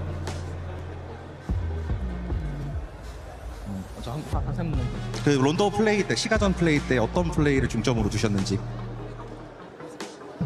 일단 저희 자리가 외곽이었고 시가 쪽 한쪽이 비었어갖고 일단 들어가서 서클 받다 보니까 그냥 좀 잘 먹은 것 같아요. Well, honestly, I think the inside of the city play was actually well forced because we were outside of the circle. But that being said, I think we were kind of lucky because we tried to gain the footing because of actually one of the places are actually empty. So we just find our footing there, and then we just took a control of the roof, and then we maintained good condition and intel. All right, well, thank you very much for joining me, Hyunbin, here once again. That's Nongshim Red Force currently in position on the smash roll as we continue the games here at PMWC.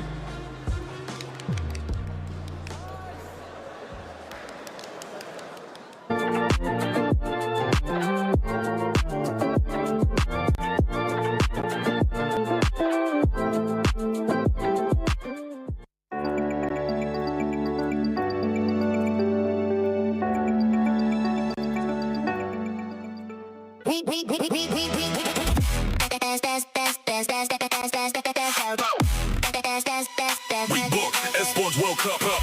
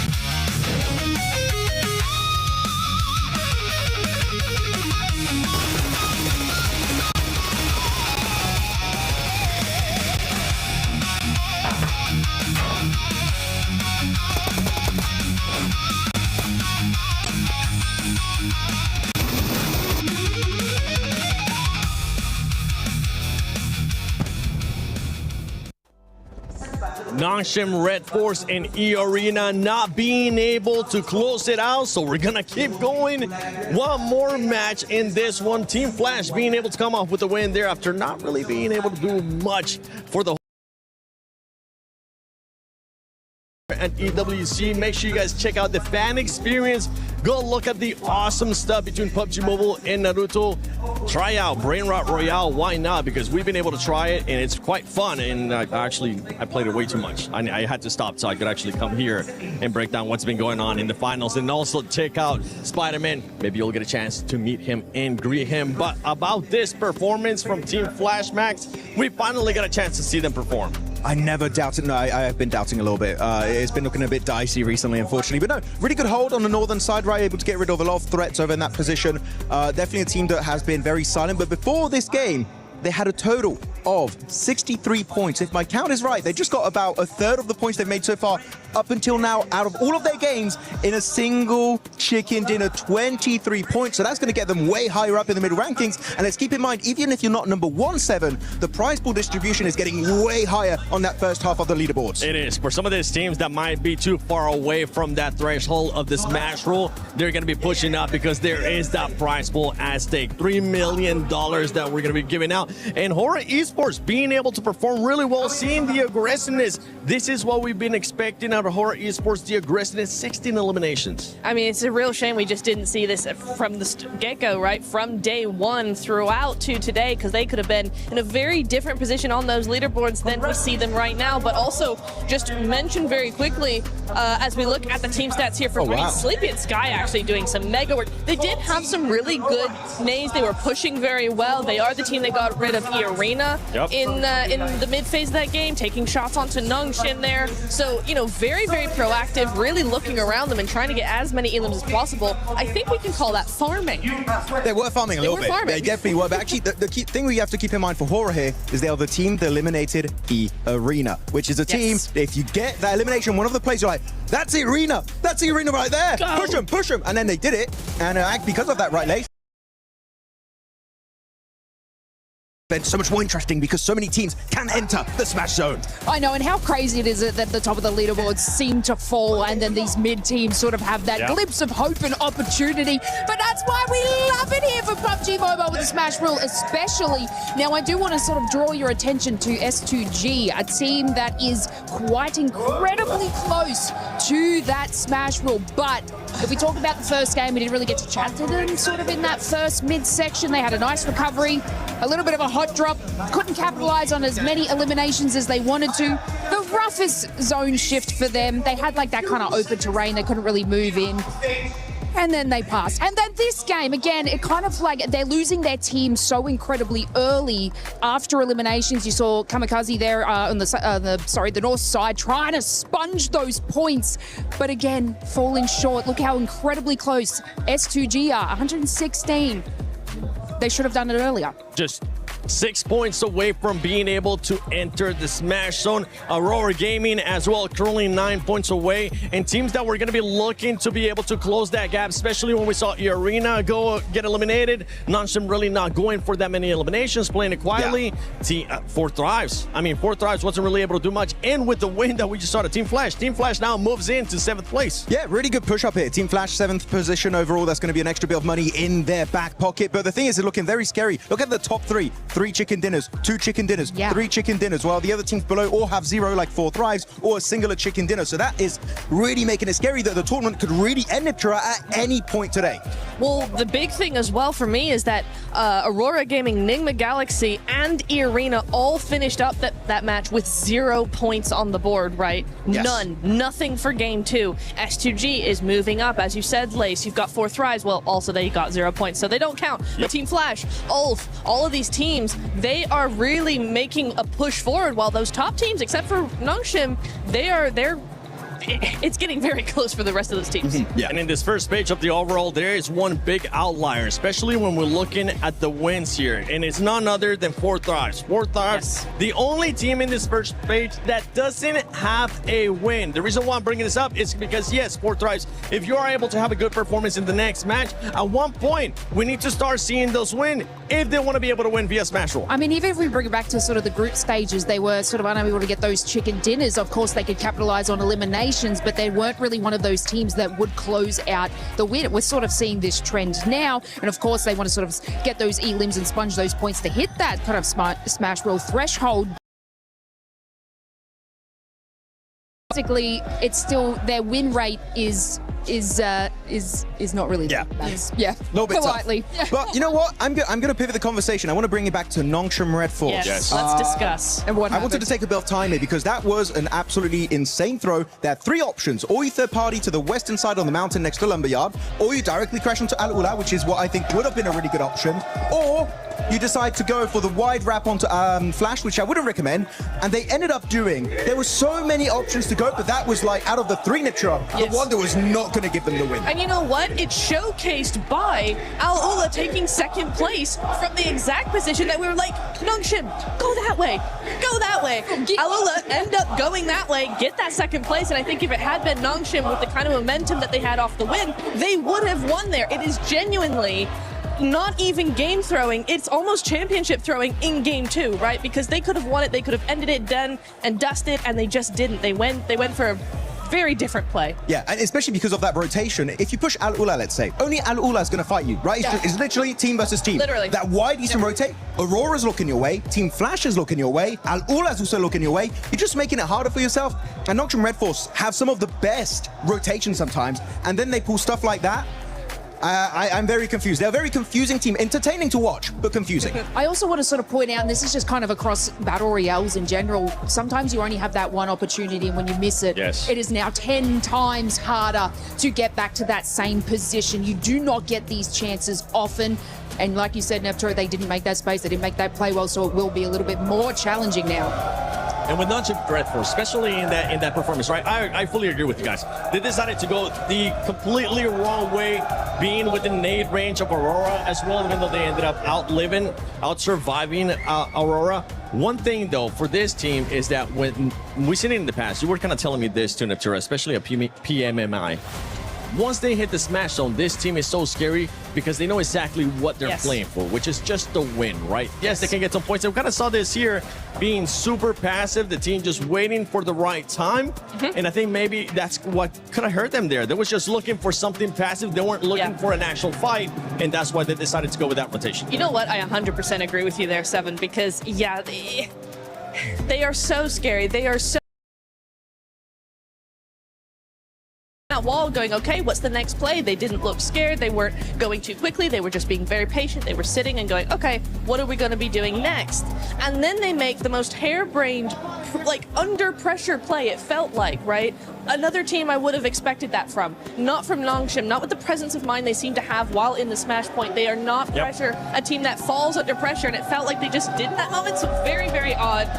Next game, though, still that chance. No one's quite caught up to that Smash Zone, so really, EA still the only competitor for them right now. Game 3, we can do this. I'm going to pivot the topic again. Sorry, I'm all over the place. There's so much to talk about right now. But I want to talk about actually the MVP race, which is actually, we could have a dark situation on our hands, which is we saw Eren being top damage dealer, he had a ton of eliminations, and they're currently at the very bottom of the first page. We could have a situation where they're nowhere near winning the tournament, and a player on Ulf could actually become your PMWC 2026 MVP. Got to be careful there because he is in 4th position, but it's Hyunbin, it's Tizzy dominating here for Nongshim Red Force. It is, and Hora with that performance that we just saw there, Sleepy being able to put up the numbers. Aaron, you were talking about it as well, but we have a lot of fans here in the arena. We got 4 thrives, we got a bunch more over there from Godlike. Let's see what Barney's currently up to. Ladies and gentlemen, we've said it time and time again that we wouldn't be here if it wasn't for the fans. We've got so many around the arena, so before we dive into our 3rd map of the day, it is time to check in with them. And so, Furia, Godlike, make some noise! Kilaris, who have you got with you, buddy? Yeah, that's all well and good, but I've got Nigma Galaxy. Make some noise! Thunder's applause for Nigma Galaxy! What have you got going on, Barney? Lottie, what have you got? James, Barney, you're not ready because I'm here with 14.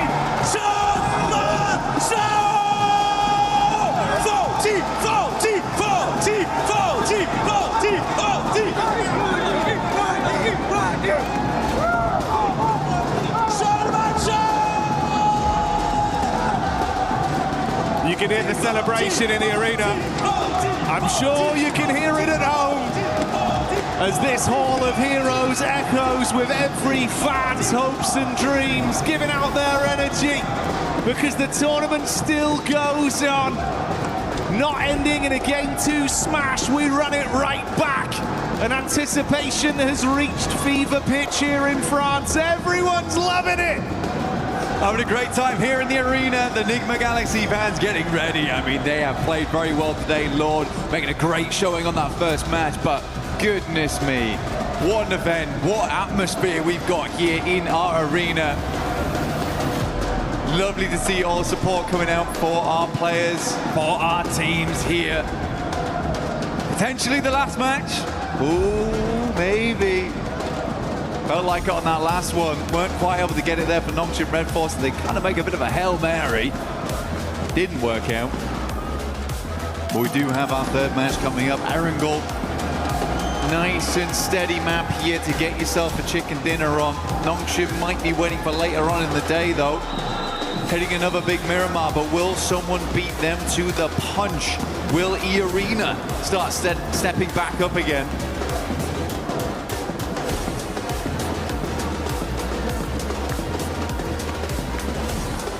A lot of fine margins and a room that's getting rowdier and rowdier each game that goes by. But we'll focus on the here and now, the present that is the fact. We've been presented with a 3rd game here live from EWC.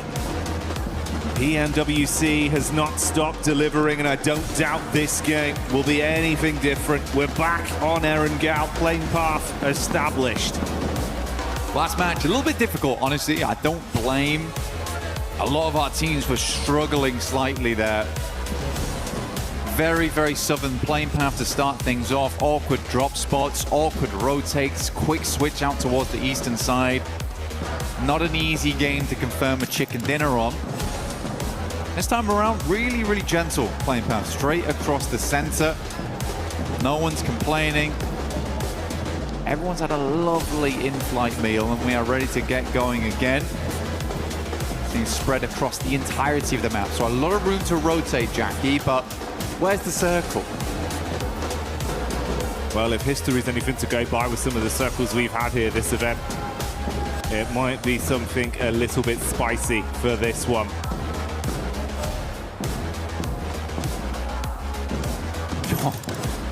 It might be, might just be. Fair bit of Sosnovka pulled into play here down towards the south side. We got plenty of water in play. Teams have to start getting their feet wet into this one to make it happen. Those bridge crossings, absolutely diabolical. Aurora, also tough decisions. S2G bit of a menace team to run into on that eastern side, but Four Thrives have been consistently oppressive over towards the west. So hard decisions need to be made for this squad. They're getting vehicles, likely will loop down towards the south side of the map. They'd be praying for a southwest shift on this one. Over towards farm, Nongshim Red Force will get moving. Planting those seeds of destiny. Hopefully get themselves another chicken dinner today. E-Arena far out over towards the northwest side, South George. Long distance on this one. And of course, for those of you at home that don't want to forget the event, make sure you get stuck in with that Naruto in-game event that's been going on. Pick up that awesome Ninetales Fury Org and try and make plays like some of the best we've seen over the tournament.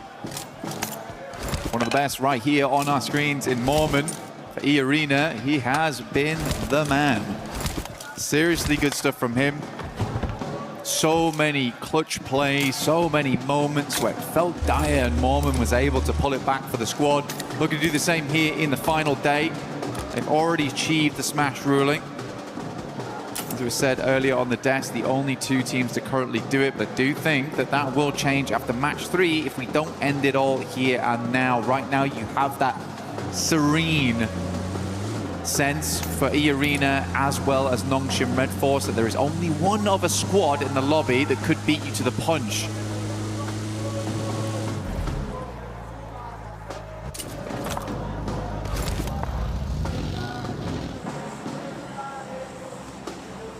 I do think, mate, with how S2G have looked, if you could come alive here, get a bit of a big boost off this game, they've still got a chance to be a dark horse, to be able to upset in this lobby.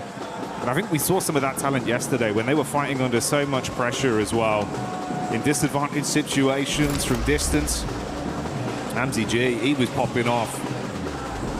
There's a lot they can do, bro. You know, we touched on Kamikaze an awful lot over the event, but I think it's that duo that brings so much firepower. So we'll see what they got this time. Hamzi as well as Kamikaze looking great. And for S2G, they're a team that's put up quite a lot of chicken dinners so far, actually. I think they're currently on 3. Looking to break that record, though I think it will be difficult today to do that, since get up towards 5, and by the time they get to 5, they should have also just won at that point. That's a smash. So possibilities of broken records ruined by the format for them. But I do think they would be happy with the win, regardless. Yeah, I don't think it'll bother them too much, right? Yeah. Only 6 points on this game that's needed for them. For Aurora, we are looking towards 9. Enigma Galaxy is going to have to be a bigger match. 22 points on that one, which is almost certainly going to be a chicken dinner. But yeah, a lot of teams looking to breach that smash ruling as we come into match 3, which is where it always gets stressful. Hot Jukes, a little documentary style, earlier on today was saying that he'd love to see 6 teams towards that final match, all vying it out for the chicken dinner. Has felt like a lot of times internationals do go to that 6th match no matter what. And even in PMMI, ooh, for Nongshim Red Force, oh my god, he's alive. That smash, Satan immediately peeling off there for Enigma Galaxy, but they are in close contention with Four Thrives, who are exiting from Ferry Pier and Yellows.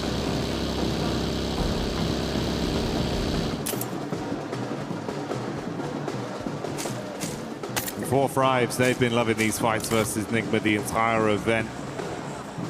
Always able to catch them on their egress. I was just as surprised as you were. He actually got out from that one. But Lord, not lucky enough to bypass Ida.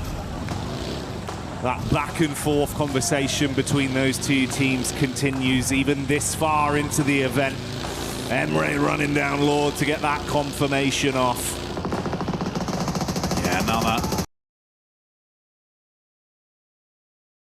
A little further away, Four Thrives will aggress over towards Ida. Should hit them up towards the 100 now, so they've also hit the century on this game.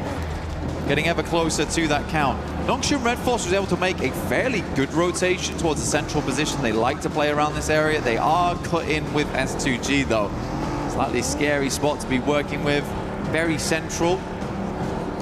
Still only here in zone 1. Anything can happen as long as they're set up. Position to move from should be okay. Ulf finds S-Power. There is a clapback from Admino, who immediately will flush out Scarface. So full-on engagement here between Ulf as well as Godlike. Already big shots being connected. And it's wiped up so quickly. Ulf withstand the pressure. They do lose one player, but they can get Eren back up, and that's a key piece of the puzzle for them. Keep him in play, reset with the meds, and grab the extra loot. I mean, for Eren, what a run it's been for him during this tournament. Max was highlighting him on the desk of how much he was able to really prove himself here at this event, despite having some awkward moments, honestly. Still remember his crash into gas station, which went terribly wrong, but even then he is putting up numbers. OG do take a knock there to Tiamba, who have been sadly very quiet after day 1. A majority of the points earned there, if they were able to replicate anything like that day 1 and day 2 or day 3, they would have won this tournament by a mile. Sadly, that's just not the case. Trying to get back into the mix of it now, though, as Milu. So let's look for these nades.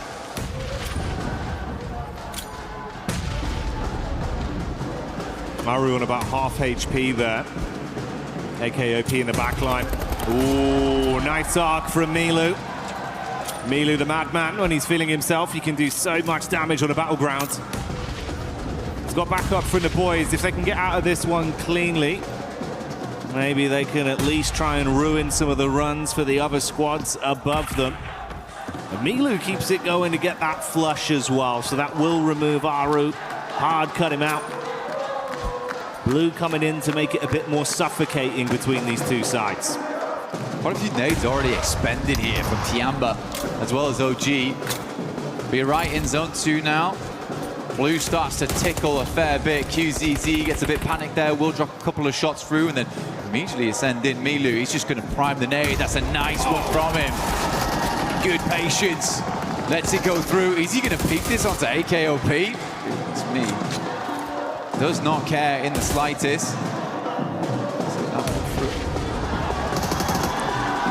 Friendly fire. Denies the point. Oh, yeah.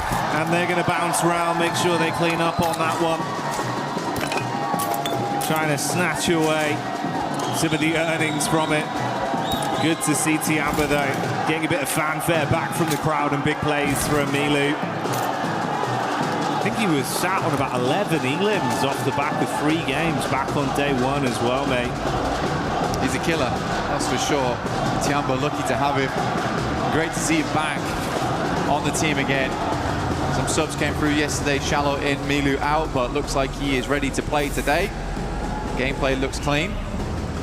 For Nongshim Red Force, hard rotate off towards that north side. We've got Dip in play, but not fully. At least we did confirm away from the south side. A lot of the water got cut out immediately. A hard shift over towards the northwest, and an easy rotate now for Tiamba to actually get in. There's Catch popping up in the elim feed. Couple shots over towards the Furia squad. Furia that have been a little bit more shaky today in some of the battles we've seen. Hasn't been as cutthroat. We'll see if that one results in a bit of a flush. Seems like they have grabbed Igor's back up for now, so he'll live on. Nongshim just ahead of the Aurora crew that have made their rotation over the bridge, left of Novka. Oh, are they going in for this aggro? Aurora might be looking just to swing on the coastal side, deny as much sightlines as possible. Top, though, playing an anchor backstop here, taking some good shots. There is another play here alongside it with Dog. Hamzy G at distance, also watching, so this is a dangerous rotate here for Aurora, because even if they get down towards the beachhead, S2G might have a sightline with Hamzy, and we know just how good Hamzy is at distance. An eagle eye on him. Nades go through, but so easy, brushes them off. Dirt off the shoulder for so easy. Can't keep this man down right now. 3 of their nades invested, so draining some of the early offensive utility, but it looks like they've still got a good supply, at least on dock, with 5 in the backpack. Meanwhile, Arena pushing back up over towards Ulf. Ketch trying to catch an escape plan. Dives behind the driving, but it's not quick enough as Joker will adjust his crosshair and find that one on the exit. Mormon takes a knock back over. Bit of a disjointed Irish exit there from Ulf. Alula under pressure though as S2G just flies in over towards the garages. R3B in the corner and S2G cleans it up. Not a single player lost. Should be able to get that res. Nongshim Red Force in the meantime, after seeing those players leaving, did get that leapfrog. Not the main feature. If we go down towards the southeast, we know just how good Nongshim can be in an urban finish. Thriving in the concrete jungles.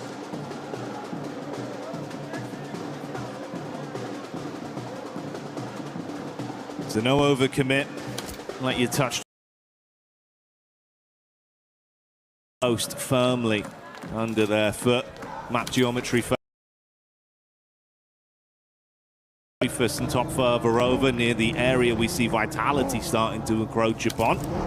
Whilst Joel and Doc, 2 players with very heavy hands, if you do want to challenge them in a raw duel, play off each other. It's actually a possibility right now with S2G leaving. I don't know if Aurora is able to spot that. They certainly don't see Hamzy G continuing to peak the angle, but now they have free capability to actually make an eastern ramp if they want. Right now they're holding 2 fairly decent locations in terms of vision onto the map, but they are right on the edge, so eventually they'll have to move. I think likely what's going to happen is they'll wait for Zone 4, make a decision from there how they want to rotate in. But there's a lot of free space over towards the eastern side, and already Doc is going to scout it. Yeah, that's exactly what I thought was going to happen.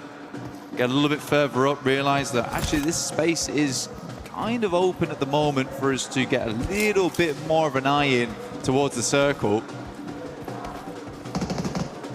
That's the kind of premium real estate that man like Doc's going to instantly sniff out and be confident enough to rep himself to take control of. We'll see how this pans out long term for Aurora. Next circle though. We're going to define a lot of how this works, and we are down towards Milta. Nongshim might be thinking about making a move right now, and they're instantaneous. This is way better than last game. Last game felt late on those rotates. It felt like they were still making decisions. This time they are much quicker with it. Out to the outside edge, not confirmed towards Milta yet. Still giving them capability to move out towards the field should this move towards the west. But now they're going to have a swivel on towards all the teams around them. Aurora recalling Rufus back towards the squad as teams start to surge towards Milta. Timing on this is going to be so dangerously tight, though. They all caught vision on one another. Ida have already entered close. 3-man split. Solo's playing in a line there for Aurora with the wrap in late. Rufus, seeing the backline of Vitality, knows he's got to go down towards the coast and then assist the team. Tiamba getting shots off as well. That's Ulf. Oh, you're going to be eating shrapnel on this one. Wide arc down towards the roadside. Solus and Aaron here by the toll gates. It's always an awkward spot, very nadeable. Couple of positions you could play around inside the toll booth itself to try and dodge those close quarters ordnance. Oh my god, there's mollies everywhere. Aaron can barely move. He has to find an opening with this nade, but for Ulf it's looking like it's more and more over. XZY goes down to a nade from Rufus. Doesn't push it though. Should be resable. That's 2 players knocked as well. We saw Vitality getting the first domino falling onto Nongshim, then the assist coming in from Aurora. The Nongshim Smash squad might have come unstuck early. Oof, it's far, it's far. It's so hard. He kind of needs to get over the top and try and pick him up, but when the vehicle's currently slammed, it's really difficult to do. Just about holds the res. He was so low. Tizzy perched himself on the rubble of the wall. Whoa, that was close, Jackie. I think we just saw Federales get a single tap onto Hyunbin as well. He was looking for the drop with the smoke, wanted to try and get down there and assist. Took a single bullet, had to hit the deck again. Thankfully, smoke's out, limited cover as well with the walls, so the geometry playing in their favor. You can go for another res. They might be able to recover it cleanly. think that they won't be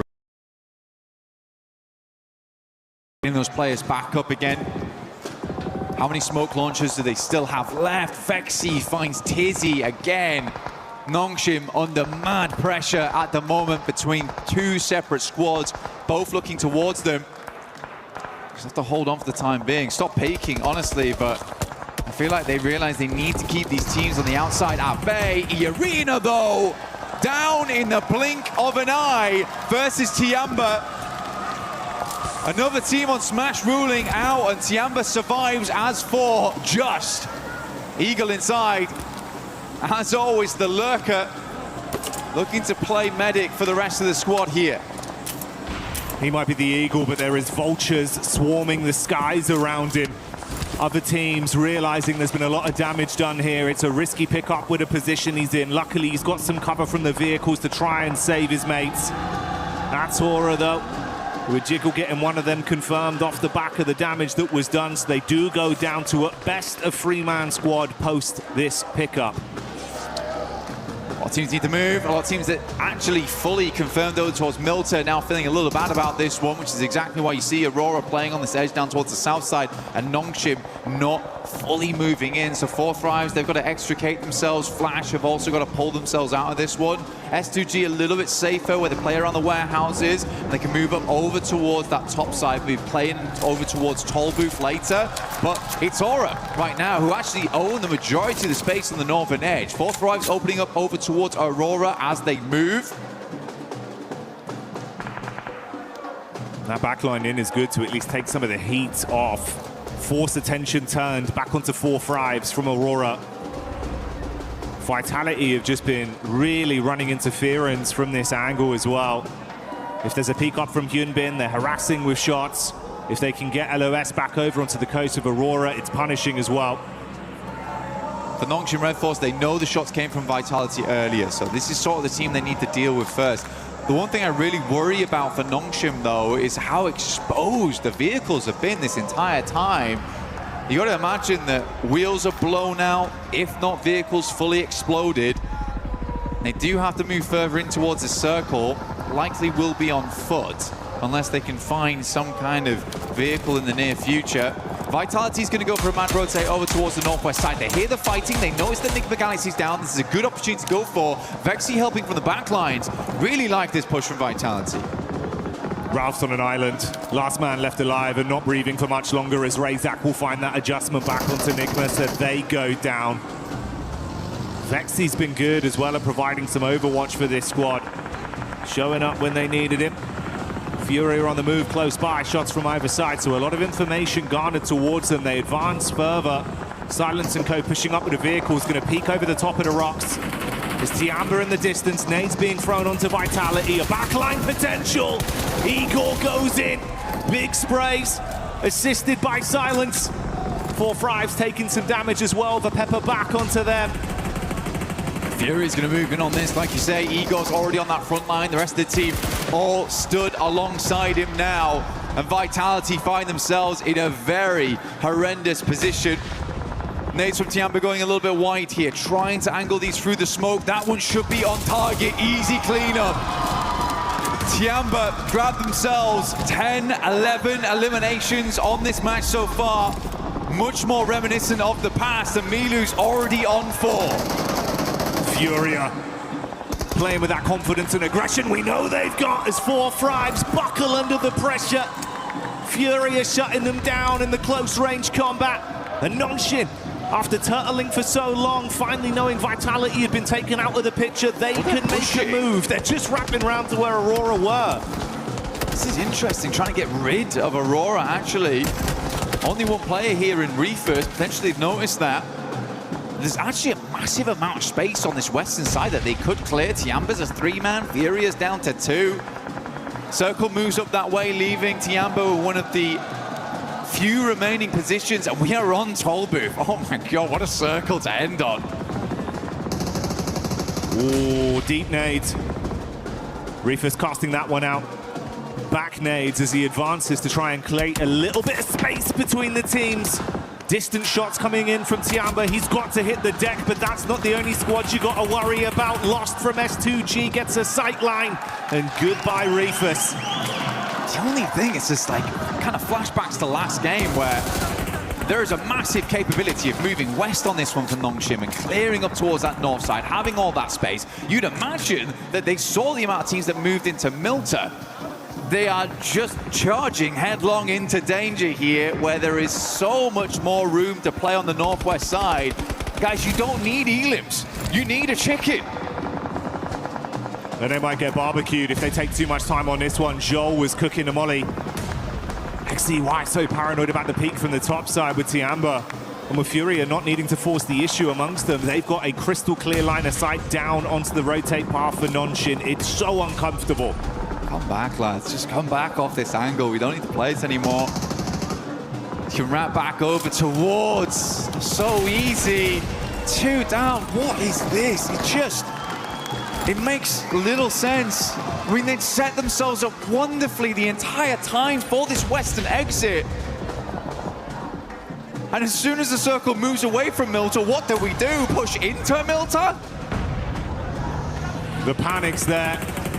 Paralysis by analysis. The zone takes away one of the members, and we're down to just a duo. Aurora Core on their exit as Lost will be able to continue playing powerfully off this angle.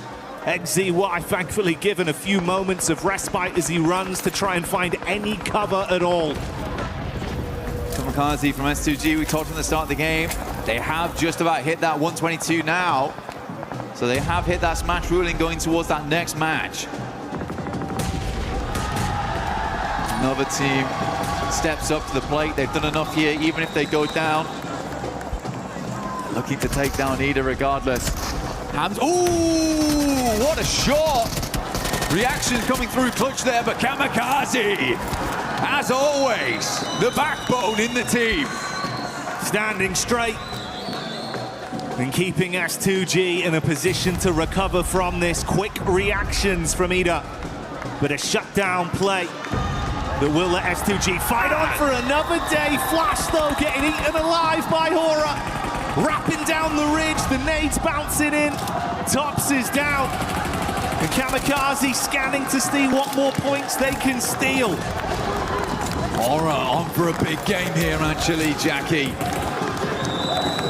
Looking to push themselves further in the rankings. Only 2 eliminations so far, but so much more to grab here as most teams are bruised and bleeding coming into these final zones.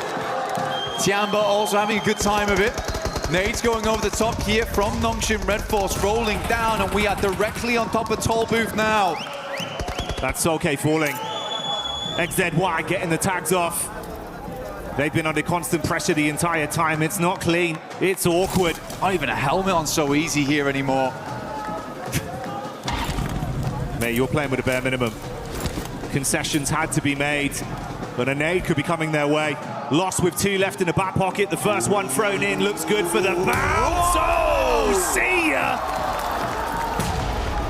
Double bouncer. XZY is down. Comes to the end of his line there. Nongshim is floundering at the moment. Confusing moves. Win, though, from the backlines. Will get the backstab, but immediately spotted out by Lost here. S2G absolutely have done enough, but they're looking to push further into this game, as is so easy. They're trying to send a message with this one. It's not just about what they needed to get into Smash. They want to prove that they can be the big dogs in the lobby. Response back over though. Hamza G eating the nade from Hora as Hora are lighting up the sky. Explosion after explosion on top of the Turkish team. They are stuck on the ridge and cannot advance. Backline attack from Tiamba from way over the other side. And Tiamba keeping the pressure on. Trying to get that pick up in. Lost with limited space to play off. In comes the nade. Oh! Sky makes it work and S2G go down. S2G blown sky high behind the tree there. Let me introduce you to the biggest dog in the lobby. Hora on the northeast side. So easy. With barely a hope in this match, but Still hanging on. Furia dashed by the roadside, leaving just Hora, Tiamba, Nongshim, Red Force in this endgame. For Nongshim, the best thing about this is that even if there isn't a smash win, this is keeping them contention for the top spot, at least. It's going to be big for the placements. And is there a chance of some sheer shenanigans from So Easy? He's crossing his fingers, mate. But you've got a hard task ahead of you. This guy's got him. Has to have him here. Just to peeks over a little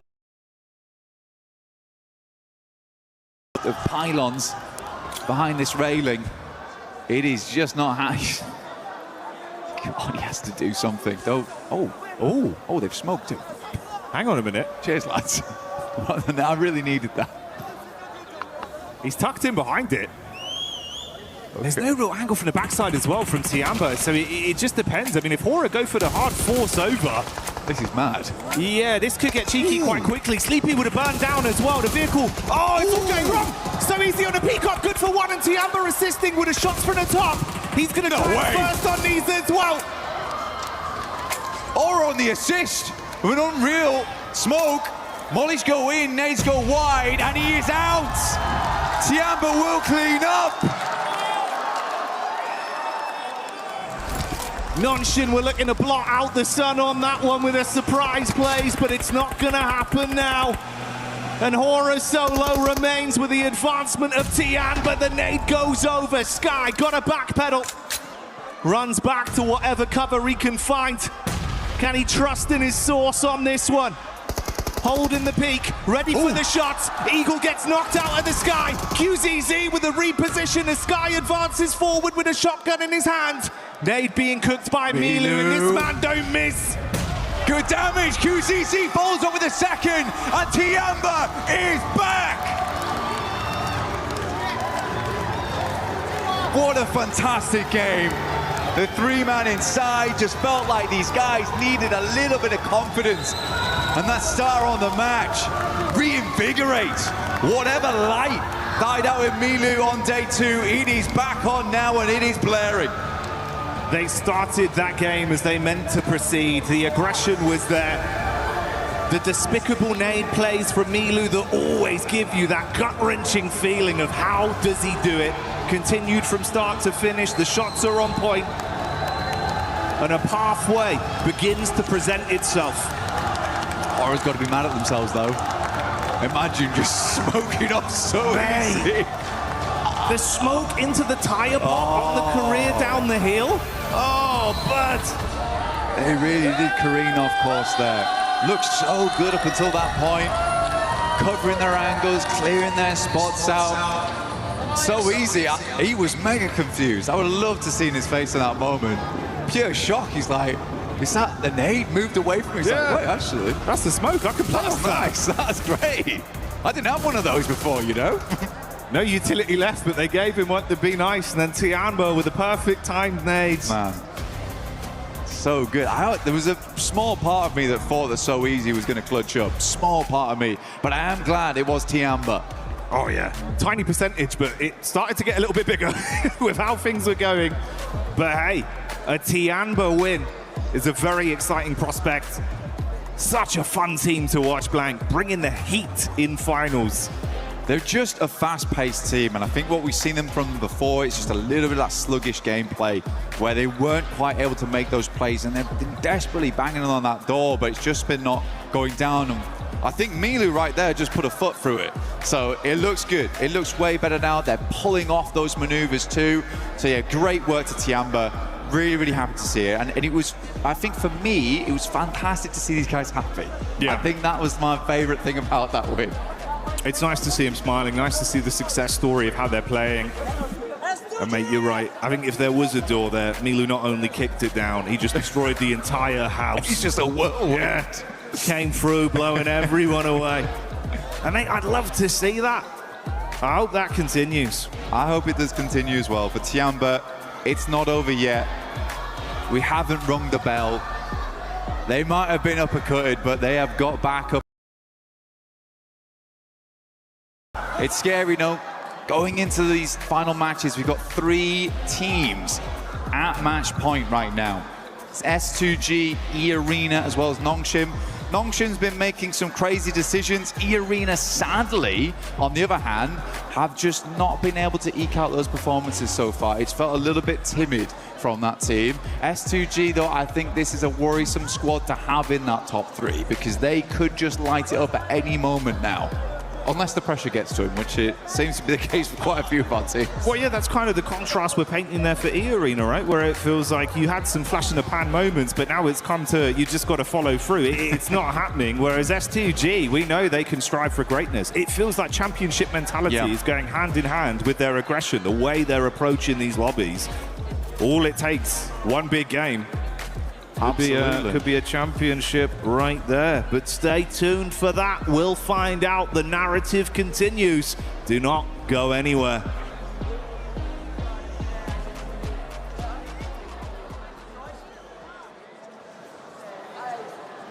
Human body was built to move. Not trapped at a desk in one singular posture for 12 hours a day. It's time your chair evolved. This is Secret Lab Titan Evo. Ergonomically engineered for you. Gamers, hybrid workers, artists. Backing your every move.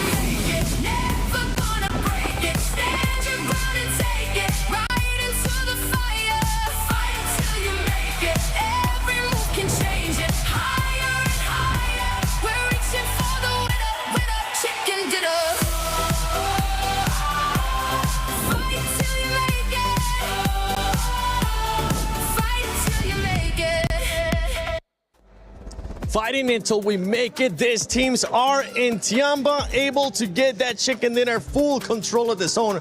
But we have to talk about something that's very important. S2G being able to get into the Smash Zone now, not coming up short this match. I mean, I just sort of want to touch on that. From their compound, they actually probably had the better position out of the squad, sort of moving that rotate in. But I mean, we got to talk about like their push on our Ula. I'm sure Max is going to cover this nicely a little bit later. But just the, I guess, raw power that they had from start to finish from that game, they were finally able to get over that threshold.